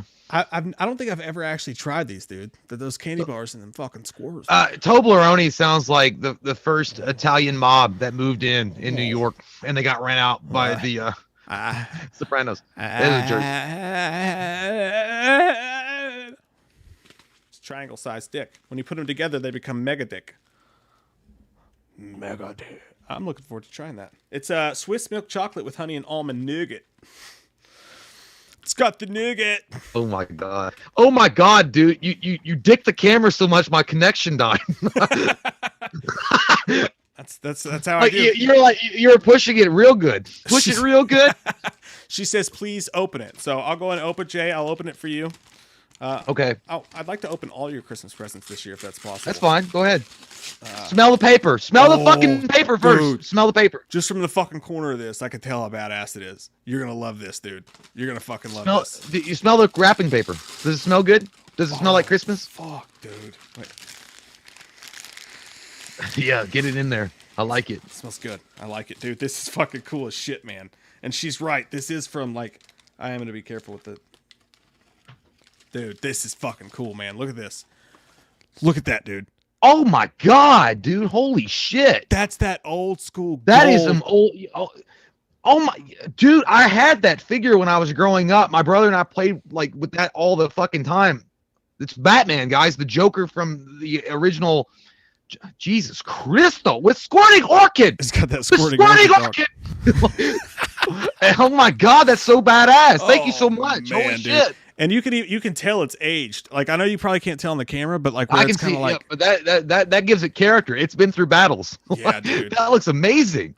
that's one of the coolest things about the Batman toys from our childhood is the second you see that gold, you know it's one of those 89 Batman toys, dude. Holy shit, Wow. man! That's fucking amazing. Yep, Toy Thank you Biz. so much. 1989, and if you look at the back, you can see all the other ones. They got collect all your movie favorites: Batman, the Joker, and Bob, the Joker's Goon. Bob, oh man, Bob, yeah, Batman, Bob. the Batcave. Look at that. Holy shit, dude, that is so cool. Like I said, we had like I don't know what happened to our squirting orchid, but I remember growing up having that, and my brother and I having the original Batman figure and playing with that shit all the time. Thank you so much, Paige. That was really sweet of you. I fuck, man, that's awesome. That's awesome. That's super cool, man. Those toys bring you back, man. All right. If you're gonna go with a smile. Oh, okay. All right. Now some fun for me. This one says to Mike from Paige. You sound like you had too much eggnog, sir. Go back to sleep. Oh, I know what this is, dude. Oh, that's fucking dope. That's super fucking dope right there. Okay. Is it Nerf guns? No, dude. It's the fucking. It's the by the way, Holy they don't shit. make these any fucking more, man. I don't think they make these anymore. It's the Blink-182 Mark, Tom, and Travis show. The live concert album recording, vinyl. Damn, dude, that's badass. Man, that is super fucking cool. That is one of the funniest ass. Like, it's basically stand-up comedy plus punk rock, dude. It is one of the funniest ass things you'll ever hear in your life. I like the dude with his ass in the air, and that guy's getting ready to butt rape that. Man, that brings back some memories for sure, dude. If you guys haven't, like, even if you don't like Blink-182, I would definitely recommend going back and listening to this record. Like, I don't think you can find it on like Spotify or anything like that. It's so dirty. It is so fucking dirty, man. I didn't even know that these existed. You know, like just looking at the art cover, like the cover and the art that they've used. It's weird. Like Blink-182 was such a popular band back in the day. I'm actually surprised that they never tried to even do something like, I don't know. I know it's kind of crazy, but like to do an animated, like kids, like, early morning TV show or something with them. Yeah, dude. Because I mean, you're gonna be like, what are you talking about? Like they talked about fucking cocks and shit. I know, but I mean, they did it like with Michael Jordan, Bo Jackson, and Wayne Gretzky back in the day. I remember that show. That show was awesome. What was it called? The All Stars? It's like All Stars or some shit like that. Yeah, for sure, man. Paige, thank you so much for that. That is so fucking cool, man. That is amazing. It's amazing. Somebody sent the California LP to me, and we got the Dokken one. This puts it over the top, dude. I'm buying a record player. I'm buying one. Don't you dare crack that plastic. I'm gonna open this. I'm gonna enjoy it because you ain't. It's one Don't thing. you dare do it, child. If you're gonna sell it in your old age, then don't open it. But I'm gonna enjoy this. I'm gonna play. Like I said, you can't buy this, dude. It's out of fucking print. Do you have a record player? Did you get one? No, I'm gonna buy one now though. Oh, I thought you had one. No, I don't have one. I'm gonna buy one now. I like to collect them because they're just cool. But that's fucking dope. Thank you so much. Well, hello, Mr. Fancy Pants. You can get them like they got them on sale now for like $50. But I like that. It reminds me of that scene from The Rock when that guy was like, "Why don't you just spend $15 on a CD, man?" It's like, first these sound better. And the art's cool, dude. Like Yeah, the art's even if I cool. open it, I'm gonna buy. I have to buy several of them for the cool LPs you guys have sent over the years. We got a Pet Cemetery one too that somebody sent. They just make amazing art pieces as well. But that is a fucking great album. And again, What a cool guys, present, man. it's an amazing present, dude. If you guys haven't heard that, the Mark, Tom, and Travis, go listen to it. You will laugh your fucking ass off. I promise you. But all right, man. What else you got over there in them statues? I'm gonna go ahead and then pull this from the statue. This is a oh, that's a bad. It's from Home Video Horrors. That's what it says. To us, I'm just making. I hope sure it's not a dick. It better be. I've been wanting it all night. Excuse me. That was too much cock. Look at the little sticker up here, dude, where it says the VHS. Yeah, that's old school as fuck. That's cool, man. Yeah. Okay, so let's open it up and find out what they got inside. What you got inside here? It says, oh, well, this is a little Happy Halloween. I got dropping stuff. Okay, so we've got oh shit, we've got like a sticker that says this video cassette will melt if left in the car or the sun. Look, or it's like a. Oh yeah, dude. I remember those on the cases of the old VHSs and shit. Yeah, and then that's like a POG thing. So we've also got "Don't be a prick, rewind that shit." That's a sticker. That's fucking hilarious, dude. Yeah, that's fucking awesome. And then we've got some photos. Mexicans coming back to hunt. I'm not sure what we're seeing here. Is this the crime scene? No, it just I guess it's just a photo. It's of the Monster Squad. Oh, nice. Yeah, Okay. That's that old school VHS, dude. Yeah, and then we've got I guess they're all old school. this is pretty much Mike and I realizing that we're behind on news and that 3C bastard's gonna beat us. That's fucking cool though, man. That's a nice photo. That's a joke. That's a joke, guys. We like 3C. It's a joke. I don't want people to go over there and be like, oh my god. Anyway, so the Happy Halloween card. Halloween is canceled this year over my undead body. No trick or treat. I'm gonna read it like this. No. Halloween is canceled this year over me undead body. No trick or treating. Can't go out and party. There's no local haunted attractions. It's all a bummer, no doubt. But Halloween is a frame of mind, dude, and you can't cancel that. Party on your own. Binge on candy and horror movies. Dressed up and share your costumes online. Toilet paper your own house. Stay safe, be well, raise hell. Rotty rentals. Thank you so much. This is pretty cool, man. I love the stickers, and I love the little warning thing about the VHS can melt in the sun. That's dope, man. That's some old school. That's some retro shit. I love it. Sutter Gillette, thanks, buddy. He says, "How's Thor doing, Mike?" You know, Thor's doing good. His other leg, as you guys know, we had to have the surgery for him, and to get his knee fixed. And then a couple months later, his other knee went out. So now, after the $4,000 fucking surgery, his other knee went out, and we took him to the vet, and they're like, "Yeah, his other knee went out." But they gave us some meds for him, and they did some laser treatments, and he's moving like he fucking always did, man. He's moving good right now. So eventually, we're gonna have to get the surgery for him, but he's in a good place at least. So thanks for asking. Both his fucking knees blown out, and that guy's still gonna be starting lineup on the next fucking field, like on the football team. That guy's still on the line. He's still gonna fucking Paul Pierce. I can tell you that shit right now. That guy should have been a character in Unnecessary Roughness. I like it. Is that all from that one? Yeah, that was just a card. That was dope though. That was cool. That was some cool shit. All right, what we got? 2 hours, 22 minutes. You want to do one more piece? Want to do one more piece? I got one. Okay. No, I already did one, so you go. Okay, hang on, let me grab one.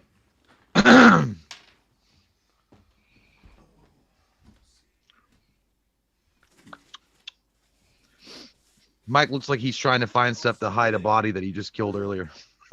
He's like, where did I put that paint thinner? Where did I put the plastic wrap? Will anyone suspect me if I used a butcher knife from my own home? Mike also kind of looks like that teacher that's trying to be really cool. You know, like it's his first day on the job, and he's trying to find like props to use to entertain. And he's like, if these guys just see what I can do, they're gonna respect me. Like he's like Michelle Pfeiffer in Dangerous Minds. I went for the big one. All right, I went for the big one. I was just commenting on how you were moving around. I was saying that you were like a teacher that like if they can see my props, they'll respect me. I can make these kids learn. Like you look like that first day teacher, like looking around for props to use. He's like, I got a lesson that you guys are gonna love. I'm the cool teacher. Look, fire. Mike White Jr., thanks, buddy. He says, last Christmas I gave you my heart, but the very next day I whammed it away. This year to save me from tears, I'll give to someone special. I think he means someone other than us, not us. Someone else special. Mike? I mean, Michael, I thought we had like an ongoing thing here, and I guess you and Mike are done. That's great. I guess it's a good thing that we didn't move to Utah to continue this. Dude, this package is a continuation of a package that Jeremy Blevins sent us months ago. That's why, even though it was bigger, I wanted to go ahead and grab it because he sent it to us forever ago. He sent us like 3 huge boxes of shit, right? So, Jeremy Blevins, this comes from you, dude, and this is Jeremy Blevins is awesome, dude, man. I'll try to be quick about this because there's a lot of stuff in there. I just didn't want to go to Christmas and miss a fucking Halloween box. Shit, God, he wraps. I forget how much he wraps his shit, man. Jeremy Blevins is a fucking gift wrapper. You know, he practices safe sex real well if he wraps his packages this way. Oh man! Oh, look at this, dude. We got a little pumpkin here. Oh, little pumpkin action there. Hey man, immediately when I saw that, dude, if you got a figure from Michael Myers like NECA, you could put that right beside it and like light it up. You could, dude. Or you could, like, if you wanted to pretend that you're the hobgoblin, you could just fucking go to Walmart. You see somebody not wearing a mask in Walmart and just fucking pop them in the face. You could be Green Goblin, Hobgoblin, or Demo Goblin. There's okay, so. you could be a fucking William Dafoe. Finish it! Finish it! And deliver us from evil! There's another badass pumpkin, dude. That looks a lot like the new Halloween pumpkin. That's sick, man. Yeah, dude. Immediately when I saw it, I was thinking of that diorama. Like, I was just thinking, like, you imagine building a diorama around Michael Myers and having that in the background. That would be awesome. That reminded me of what Gareth said about Steven Seagal. Like, if he had his own Christmas nativity scene, that Steven Seagal would be baby Jesus. Dude, literally, when he's like, whatever you call it, and I was like, I knew it was nativity, but I couldn't think of it. I was like, what the fuck is it called? Oh, dude, this one's made of like some. You hear that? That's like porcelain or something. It's got that. It's your mom when she's cleaning and you wake up on a Saturday morning and she's 100%. Get out of bed. You are fucked. If your mom is vacuuming, you are fucked. Oh, they got. Ooh, dude. Whoa! Taking it to another level. That's badass, man. That's dope as shit, dude. That's awesome. Like when you find out you got extra DLC with that game you just purchased. Yeah. Like, oh, dude, it changes color. Yeah, it changes color. That's so badass. Oh my god, that's badass as fuck. Holy shit, I didn't know it changed color. Oh, damn, man. Come tell it on the mountain. Oh, dude, that blue is sick as shit. That's badass. That is awesome. Holy fuck. I love you. Now that's what you do. I got way too excited. Like I just saw somebody like create a balloon animal. Like I'd never seen a guy create a balloon animal. I was like, oh my god, it's a giraffe. Like, it's a horsey. Dude, this is fucking disgusting. This is fucking disgusting. How is it a dare cake urinal? How dare you, dude? How fucking dare you? What is that? That's his turd, dude. No, it's not. He shit in a bag. Dude, are you fucking... Smell it. I dare you to smell it. Open it up and smell it. No, it's not. Dude, I'm not kidding. 100%, I was believing you, and I was gonna roast him. I was like, and then you put it in your fucking mouth, and I'm like, this is some goddamn Human Centipede Part 4 shit. I'll put that right there. That is gross as fuck, by the way. I literally thought that was real for a second. Hey. Because I'm always afraid we're gonna get a cake urinal or a goddamn turd in a can or something. Chocolate covered pretzel. Dude, it looked like you held up the Ziploc bag like you were showing me drugs in like 5th period. Like you're like, dude, look. I thought that was real. It says Mike and Jay just wanted to send you some shit. Oh my God, you scared me, man. You scared me, Mr. Blevins. I thought you literally took a dump in a bag and sent it to us. That's funny, And I actually was gonna comment. I was gonna be like, Dave, your turd is like nice and like squished up. Dude, this box is fucking huge, man. All right, it says stuff inside, not a saw, not a sander. Oh, okay. Well, why not? We need that. What's it? It's like it's not if that. It's not. What's that? I can't remember. I'm trying to think of what that's from. I did not. No, that's what it is. I did not rape, but I did not. Oh, hey, Mark. This is to Jay, and it's a. Is it another turd with peanuts in it? Turd and toilet. It's a peanut turd. Right. That's not a peanut. That's a space peanut. Nope, what you got there is a big old frozen chunk of duty.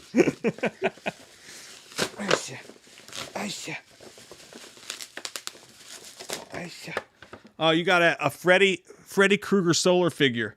Oh, sweet, man. He's having a good time. Yes, I like to watch TV in my underwear at night. His head stopped moving. God damn it. That's cool, man. And then that is cool. One for me. I can rip it.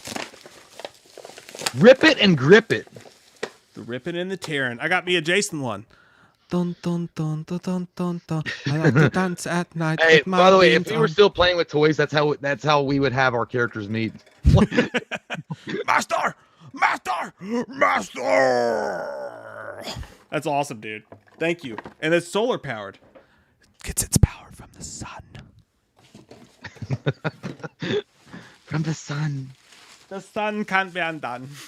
What's done's done can't be undone.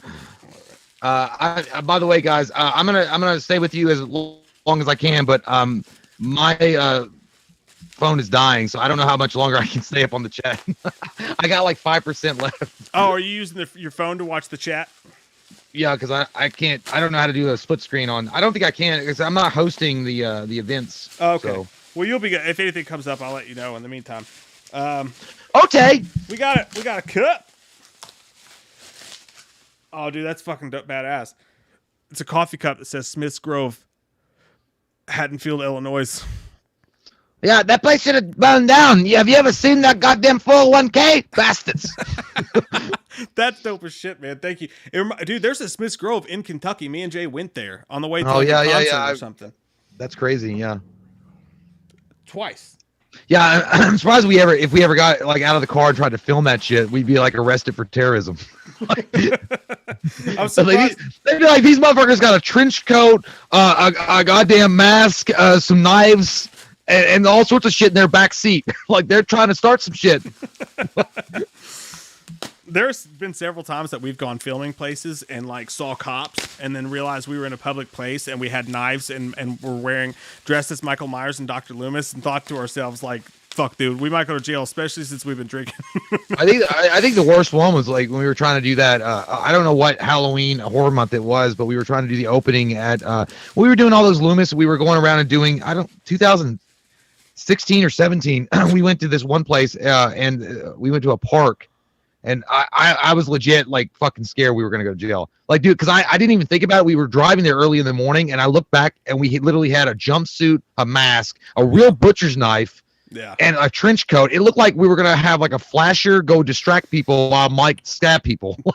like I was gonna put on the trench coat and go like distract them. Dude, do you remember when we did we were doing the Loomis intros for Halloween Horror Month? So every movie review we did, we had Loomis do an intro for it at a different location. So we drove around all day having Jay film the intro as Loomis in different places. And we went to a trailer park for Vacancy. Remember Vacancy? Oh, dude, that was fucking scary. We went to a trailer park and like Jay had to get out in broad daylight in the middle of the day, and I was filming him, and he had to wear that suit and be like, "You see, yeah, this is fucking." It was the worst. Dude, there were people outside like going to do their laundry and shit, like fucking staring at us. Like we filmed that shit. If you go back and watch the vacancy review, we drive by film that. Like it was straight up drive by. Dude, I swear, like, dude, that whole, and I, you know, because I had to. You know, obviously Loomis is an asshole, but I had to be like, Daddy had this downtrodden piece of shit, and these are people's homes. Like, I like we weren't trying to, you know, it's just a character or whatever, but they could hear us. And the thing about it was, you know, that hallway scene in Bloodsport when they're walking through and it's like all like dreary and depressed, and and the first time Jean-Claude Van Damme's going to the Kumite, it was like that, dude. I was like, we're gonna get fucking like tasered and raped and like robbed. And it wasn't a trailer park; it was a motel, but it was like a fucking shady motel. It was like a live-in motel. Oh, dude, that was you were like so pissed at me. You were so fucking dude, because I didn't want to go in there because I was fucking scared. Because dude, like if you asked in the dictionary what does a crack house look like, they would show a picture of that hotel. Like it looked like some Breaking Bad shit where they made crystal meth and they mixed it up. Like I was fucking terrified, dude, because I was like, dude, this guy, like anybody could come out and like I don't know, like be crazy and run at us like in that movie Get Out. Yeah. Like that black dude that runs at him like really quick and then just tackle us to the ground and we're dead. You were so fucking mad at me. You're like, dude, I don't want to fucking do it. I was like, dude, just do it and then we'll drive away really quick. You're like, fucking fine. If you look, yeah, but Mike's right. If you go back and look at that, we do it as I do it. I try to do it in one breath. But yeah, welcome to the goddamn hotel. Yeah, there was a vacancy and then things I try to get through it as quick as I could. I think maybe next year we should do that again, dude, because that was fun. Yeah, dude, this is amazing. This is fucking cool. This is for Jay. Dude, it's like a bottle of Jack Daniels, right? But it's been turned into like a in the year of our Dark Lord 2020, hand sanitizer, a hand sanitizer, and it's got Wham on it. That looks badass. Holy shit! It's got Wham on it, and it says Wham Wash, Ramrod, call Ramrod. It's got Michael and Pinhead on one side. It's got Batman, and you're gonna love this, dude. It's got Def Leppard. I don't know if you can see that. Holy fuck! How fucking dope is that? Oh my god, that's badass. That's amazing, dude. You got Ghostface. Pour some hand sanitizer on me. Ooh, if you don't want COVID. That is so cool, man. That is dope as shit. Actually, I think we should just put liquor in this, dude, and just put it in our drinks like that. That's the skankiest thing I've ever heard, but I should do it. We should do it for sure. All right, here's one for me. Feels like the same type of thing, which is fucking cool, man. That is so cool. Thank you so much, by the way. I'm gonna use brute strength. Don't be a pussy. Oh.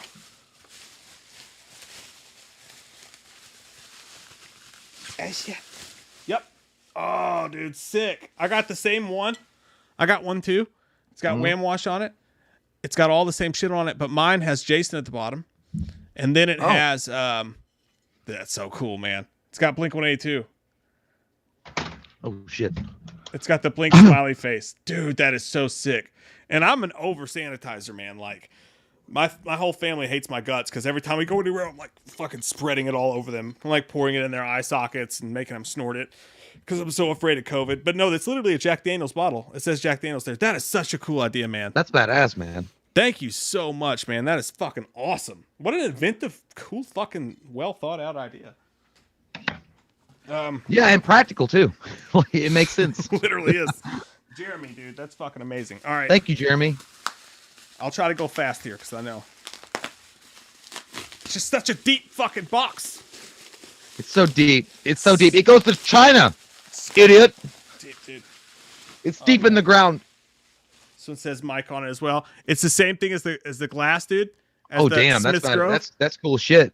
You drink beers out of that son of a dude. bitch. That literally kind of looks like like what we used to have at Movie Gallery when we paid the extra $20 because we're such alkies. So we could have like you at Movie Gallery you could pay and have a glass like that and you could refill it for like $5. That's went to Movie Gallery. Fucking amazing. Yeah, like we went to Movie Tavern. You had to buy that. I said Movie Gallery, Movie Tavern. Yeah, man. Stupid. It's called alcohol. I've never drank beer before. You gotta have a Boilermaker in here. Nice Boilermaker for the road. You know, you gotta do some Christmas shopping at Walmart and have a nice Boilermaker 5. Jason Unger says, "Gabby J, yay!" Super Punch Out was the shit. All right, Bob Charlie. Ooh. Ooh. Piston Hurricane. that game was those are great fucking. I love Super Punch Out. I really want to buy a Nintendo 64 again. They're just so expensive. Oh, dude, another one of these badass things. This one's for you, Jay. It says Wham soap on it. It says Wham. It's a mini Jack Daniels bottle. You got the little Scream face on there. You got Ghostface. You got Elm Street. You got there it is. Yeah. Pasosu. Take your ass back to fucking Egypt. It's so dope, dude. Take your ass back to Egypt.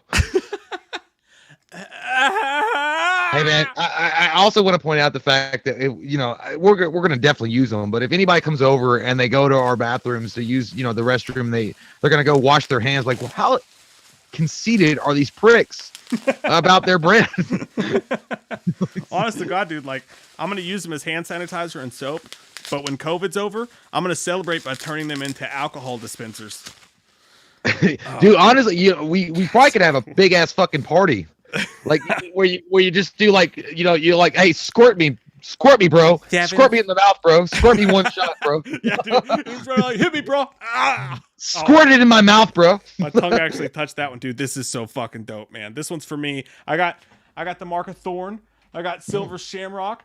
I got the Stay Puffed Man. Shit. I actually don't know what that one is, but it looks cool. That's isn't that the Back to the Future? Is it?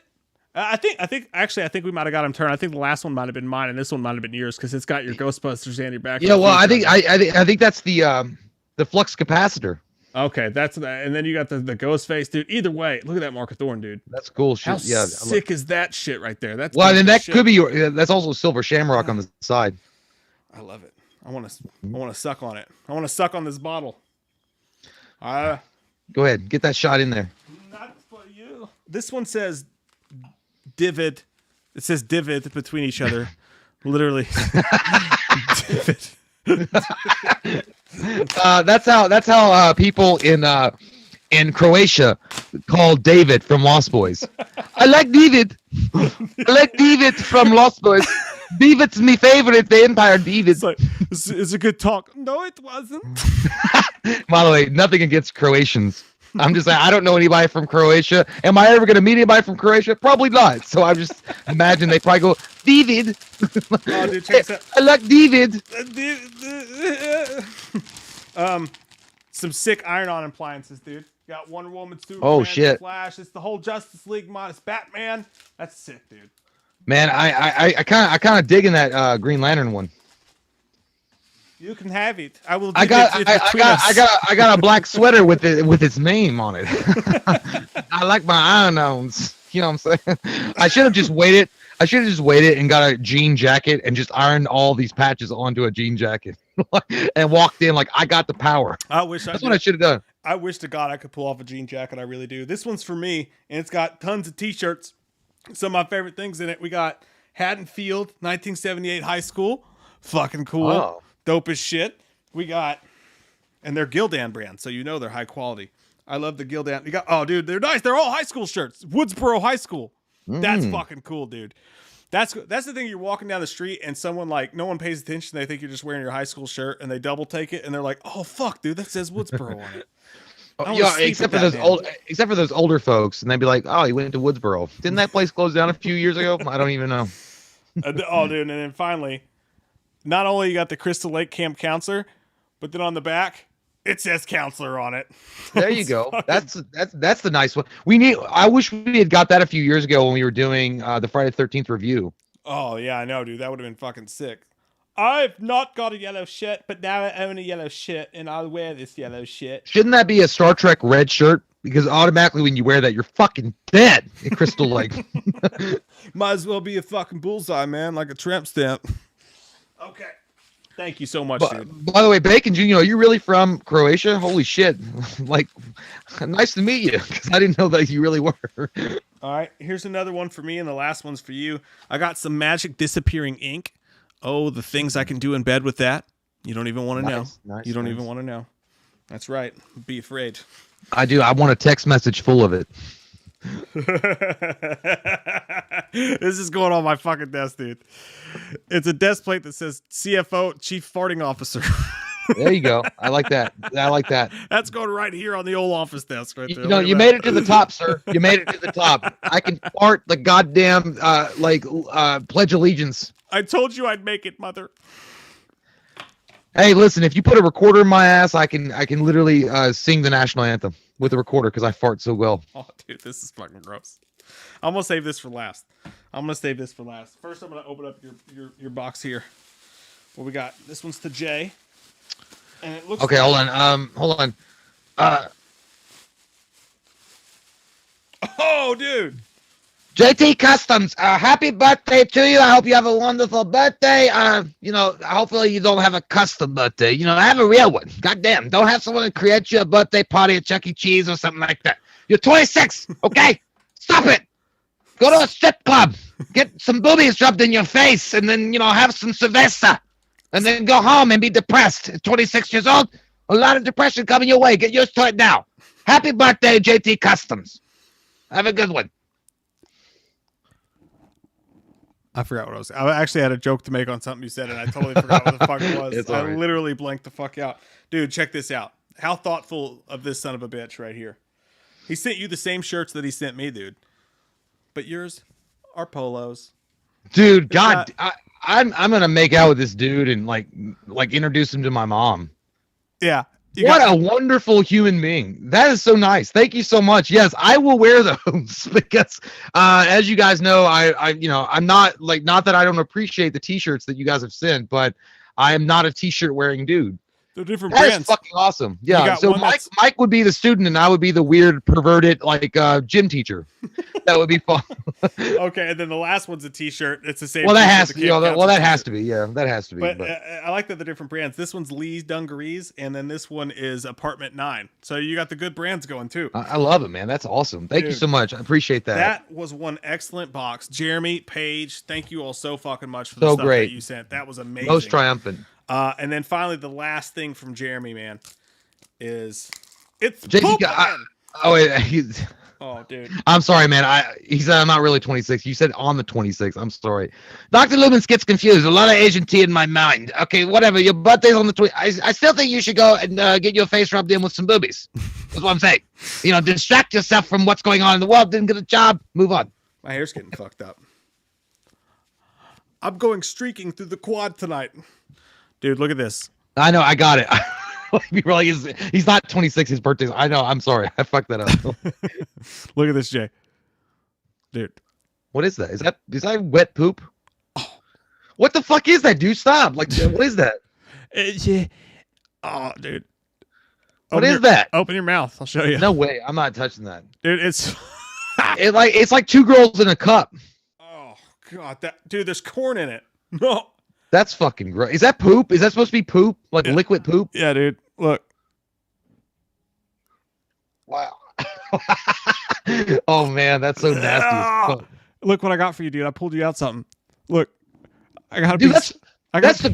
Who the fuck came up with that? Jesus Christo. I got a piece of corn in there, dude. Dude, you know what? I think that the only people that can come up with shit like that is Dietrich Laser from Human Centipede, like for real.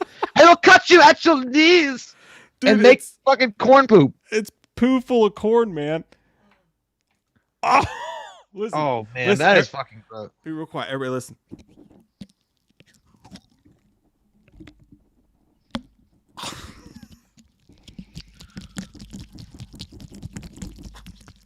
What's that sound like? Sounds like you're hitting a vagina that's been dead for 2 years.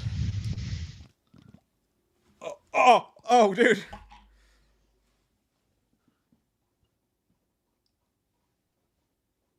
Oh man.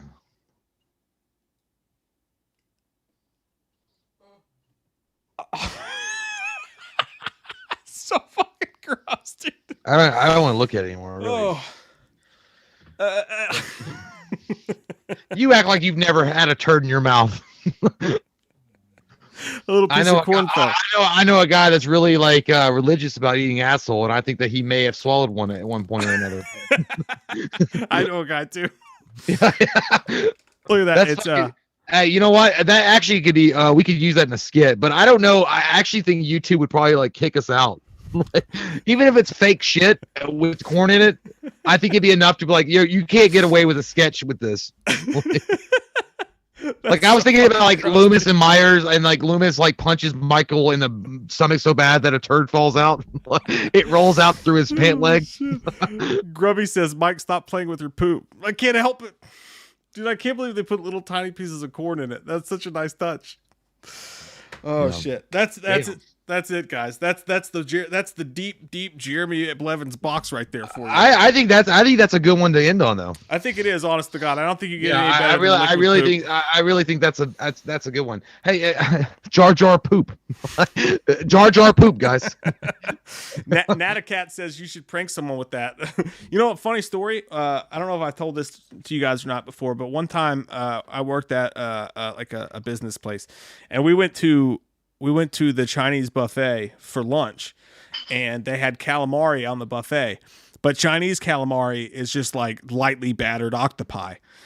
So like I grabbed a whole bunch of them and I put them in a paper towel and I stuffed it in my pocket, and we went back to work at this huge corporation call center place. And I went in the bathroom in the toilet and I peeled all the crispy critters off of the octopus. And then, so they were just tiny baby octopuses. And then I put the octopuses in the toilet and I just left them there. So that way, whoever came in the bathroom after me went to take a shit, and there's literally a fucking tiny octopus floating in the fucking toilet. And it's gonna blow your fucking mind, man. It would blow your mind if you saw that shit. You a goddamn sadistic bastard. I think you're Ocean Master from Aquaman. I mean, it's the greatest prank I've ever pulled to this day, and I never got to see the other side of it. But I know that somewhere out there, there's at least one fucking that's guy. How true pranks happen, though. That's how you don't know the result. You just know that you left it behind, and someone will question their life for the next 10 years. Exactly. There's one fucking guy out there that was like crossing paths with me at that point in our lives that right now probably in his fucking 30s, 40s, whatever, is just sitting at home like about to have Christmas dinner. He's like, man, how the fuck did that octopus get in that fucking toilet? Like he probably wrote a book. Octopus exists in our sewers. The real story. I fucked whole dude's life up, dude. You put octopi in a toilet. I mean, he was already dead. Yeah, I know. Shit. Oh man, tonight was. But what if he didn't look when he sat down, and then he shit, and then on top of the shit he saw an octopi. Oh, dude, and then he's really and then he was like, I literally shit out an octopus, and he went to the doctor. He went to the doctor, and he's like, listen, I'm shitting out octopus or octopi, and he's like, oh, he's like, what's your diet like? He's like, man, I stay away from seafood. He's like, good God, like this guy's shitting out octopi. We gotta call it fucking CDC. I never thought about that, dude. That is so fucking funny. Like, cause if he took a shit on top of it, he's like, man, I shit out a fucking octopus. Dude, you imagine how fucking freaked out you'd be if you shit out like a fucking squiggly like creature out of your butthole. Dude, I'd be on WebMD like all fucking day long. I think I would just call the EMTs. Like I think I would just collapse from panic attack off the toilet, and then I would like call 911. Like I'd have a life alert moment. Oh man, I can only imagine. Like I just felt bad for that because no one told him. No, man, it's okay. It was just a joke. Like if he was like, what if he was panic attack driven and no one was there to say, hey man, by the way, there's no shit. You didn't shit out an octopi. You just it was a joke. No, dude, I kind of feel bad. This guy probably walked around, and after he realized he was clear, like of health, and he was like, I'm actually an alien. I'm an alien. I want to go find him and be like, dude, I'm sorry. Like, it was me.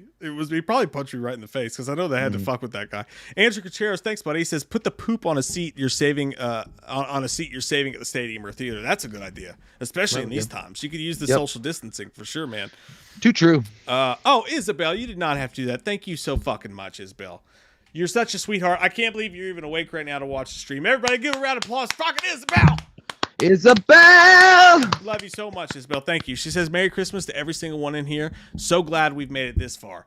Fuck yeah. For sure. Hey, guys, we're still fucking here, and we're still fucking doing shit, and we're riding this wave. Hey, man, 2020 was like Ivan Drago, okay? But we didn't go down. 2020 stood up and it's like, he is not the man. He was like a piece of iron. We knock that motherfucker out and we get to 2021. All right? Fight for me. Yeah, we're gonna we get past Ivan Drago, we get to 2021. That's what we're going to go. And we're not done yet. And don't worry, Rocky 5 never happened. We're not going to go into Rocky 5. Yeah, dude, you're not gonna have the PTSD moment when he's like, "Oh, good Adrian," when he's in the shower. No, this was socks. Thank you so much, Isabel. We love you so damn much. Thank you. And hopefully all this shit will be over. We'll see you in October for Scarefest. But show. Guys, this has been really fucking fun. Merry Christmas. Again, this is our last stream before Patreons. You guys will see us on Saturday night, and we'll put up a couple of videos and stuff this week. But as far as streams go, this is our last Christmas. You made a big fart. This is our last stream before Christmas. So just want to say I hope you guys get everything you ever wanted. I hope you get that fire truck. I hope you get that BB gun, and you'll shoot your eye out with. Don't you dare do it. Don't you dare do it. Come. Hey, man, this has been a crazy year. We're glad that you guys stuck it out with us. We're not exactly in the place that we want to be, but, it's going to get better. It's going to get sexy. Yeah. I have a good feeling about 2021. It's all going to be A-okay. Rock-a-bye. I think it's going to be all right. We got through it. We're all here. I'm glad. We've had some setbacks, but you know what, man? That's what makes you stronger, I think. Going up into the next year, you realize what you had and what you could have lost, and then you look at the new year. It's a start over. It's a fresh paint on the wall, and you go from there. And that's what I'm looking forward to on 2021. Like it's like a Monday of the week. Start over, bitch, and let's get this to it. Let's do it to it, Lars. So we're gonna appreciate you guys for coming along for the ride. It's been a hell of a year, and we appreciate you guys. Goddamn right, man. We're gonna celebrate like motherfuckers when this shit's over with. Hey, we'll celebrate now. Why wait? Love you guys so much. Well said, Jay. And you guys are the fucking best. Paige Ulmer, before we go, says to the tune of Sinatra, for all the Wham fam, have yourself a merry little Christmas. Frank Sinatra version. Yes, and have yourself a little Wham Christmas. Drink your keg till it's empty, and that's a promise. It's there by now. I can't do Sinatra, but anyway. I sucked on that microphone dick. I did. Oh, it was. Yeah. I saw it. I ignored it, but I saw it. We love you guys. Have a great fucking week. Have a great fucking guys. Christmas. And again, thank you all just so much for being a part of this Wham family. We really do appreciate it. You guys have made this year so much easier for us with all the shit going on. Amazing. And, God damn it, Rock. I love you.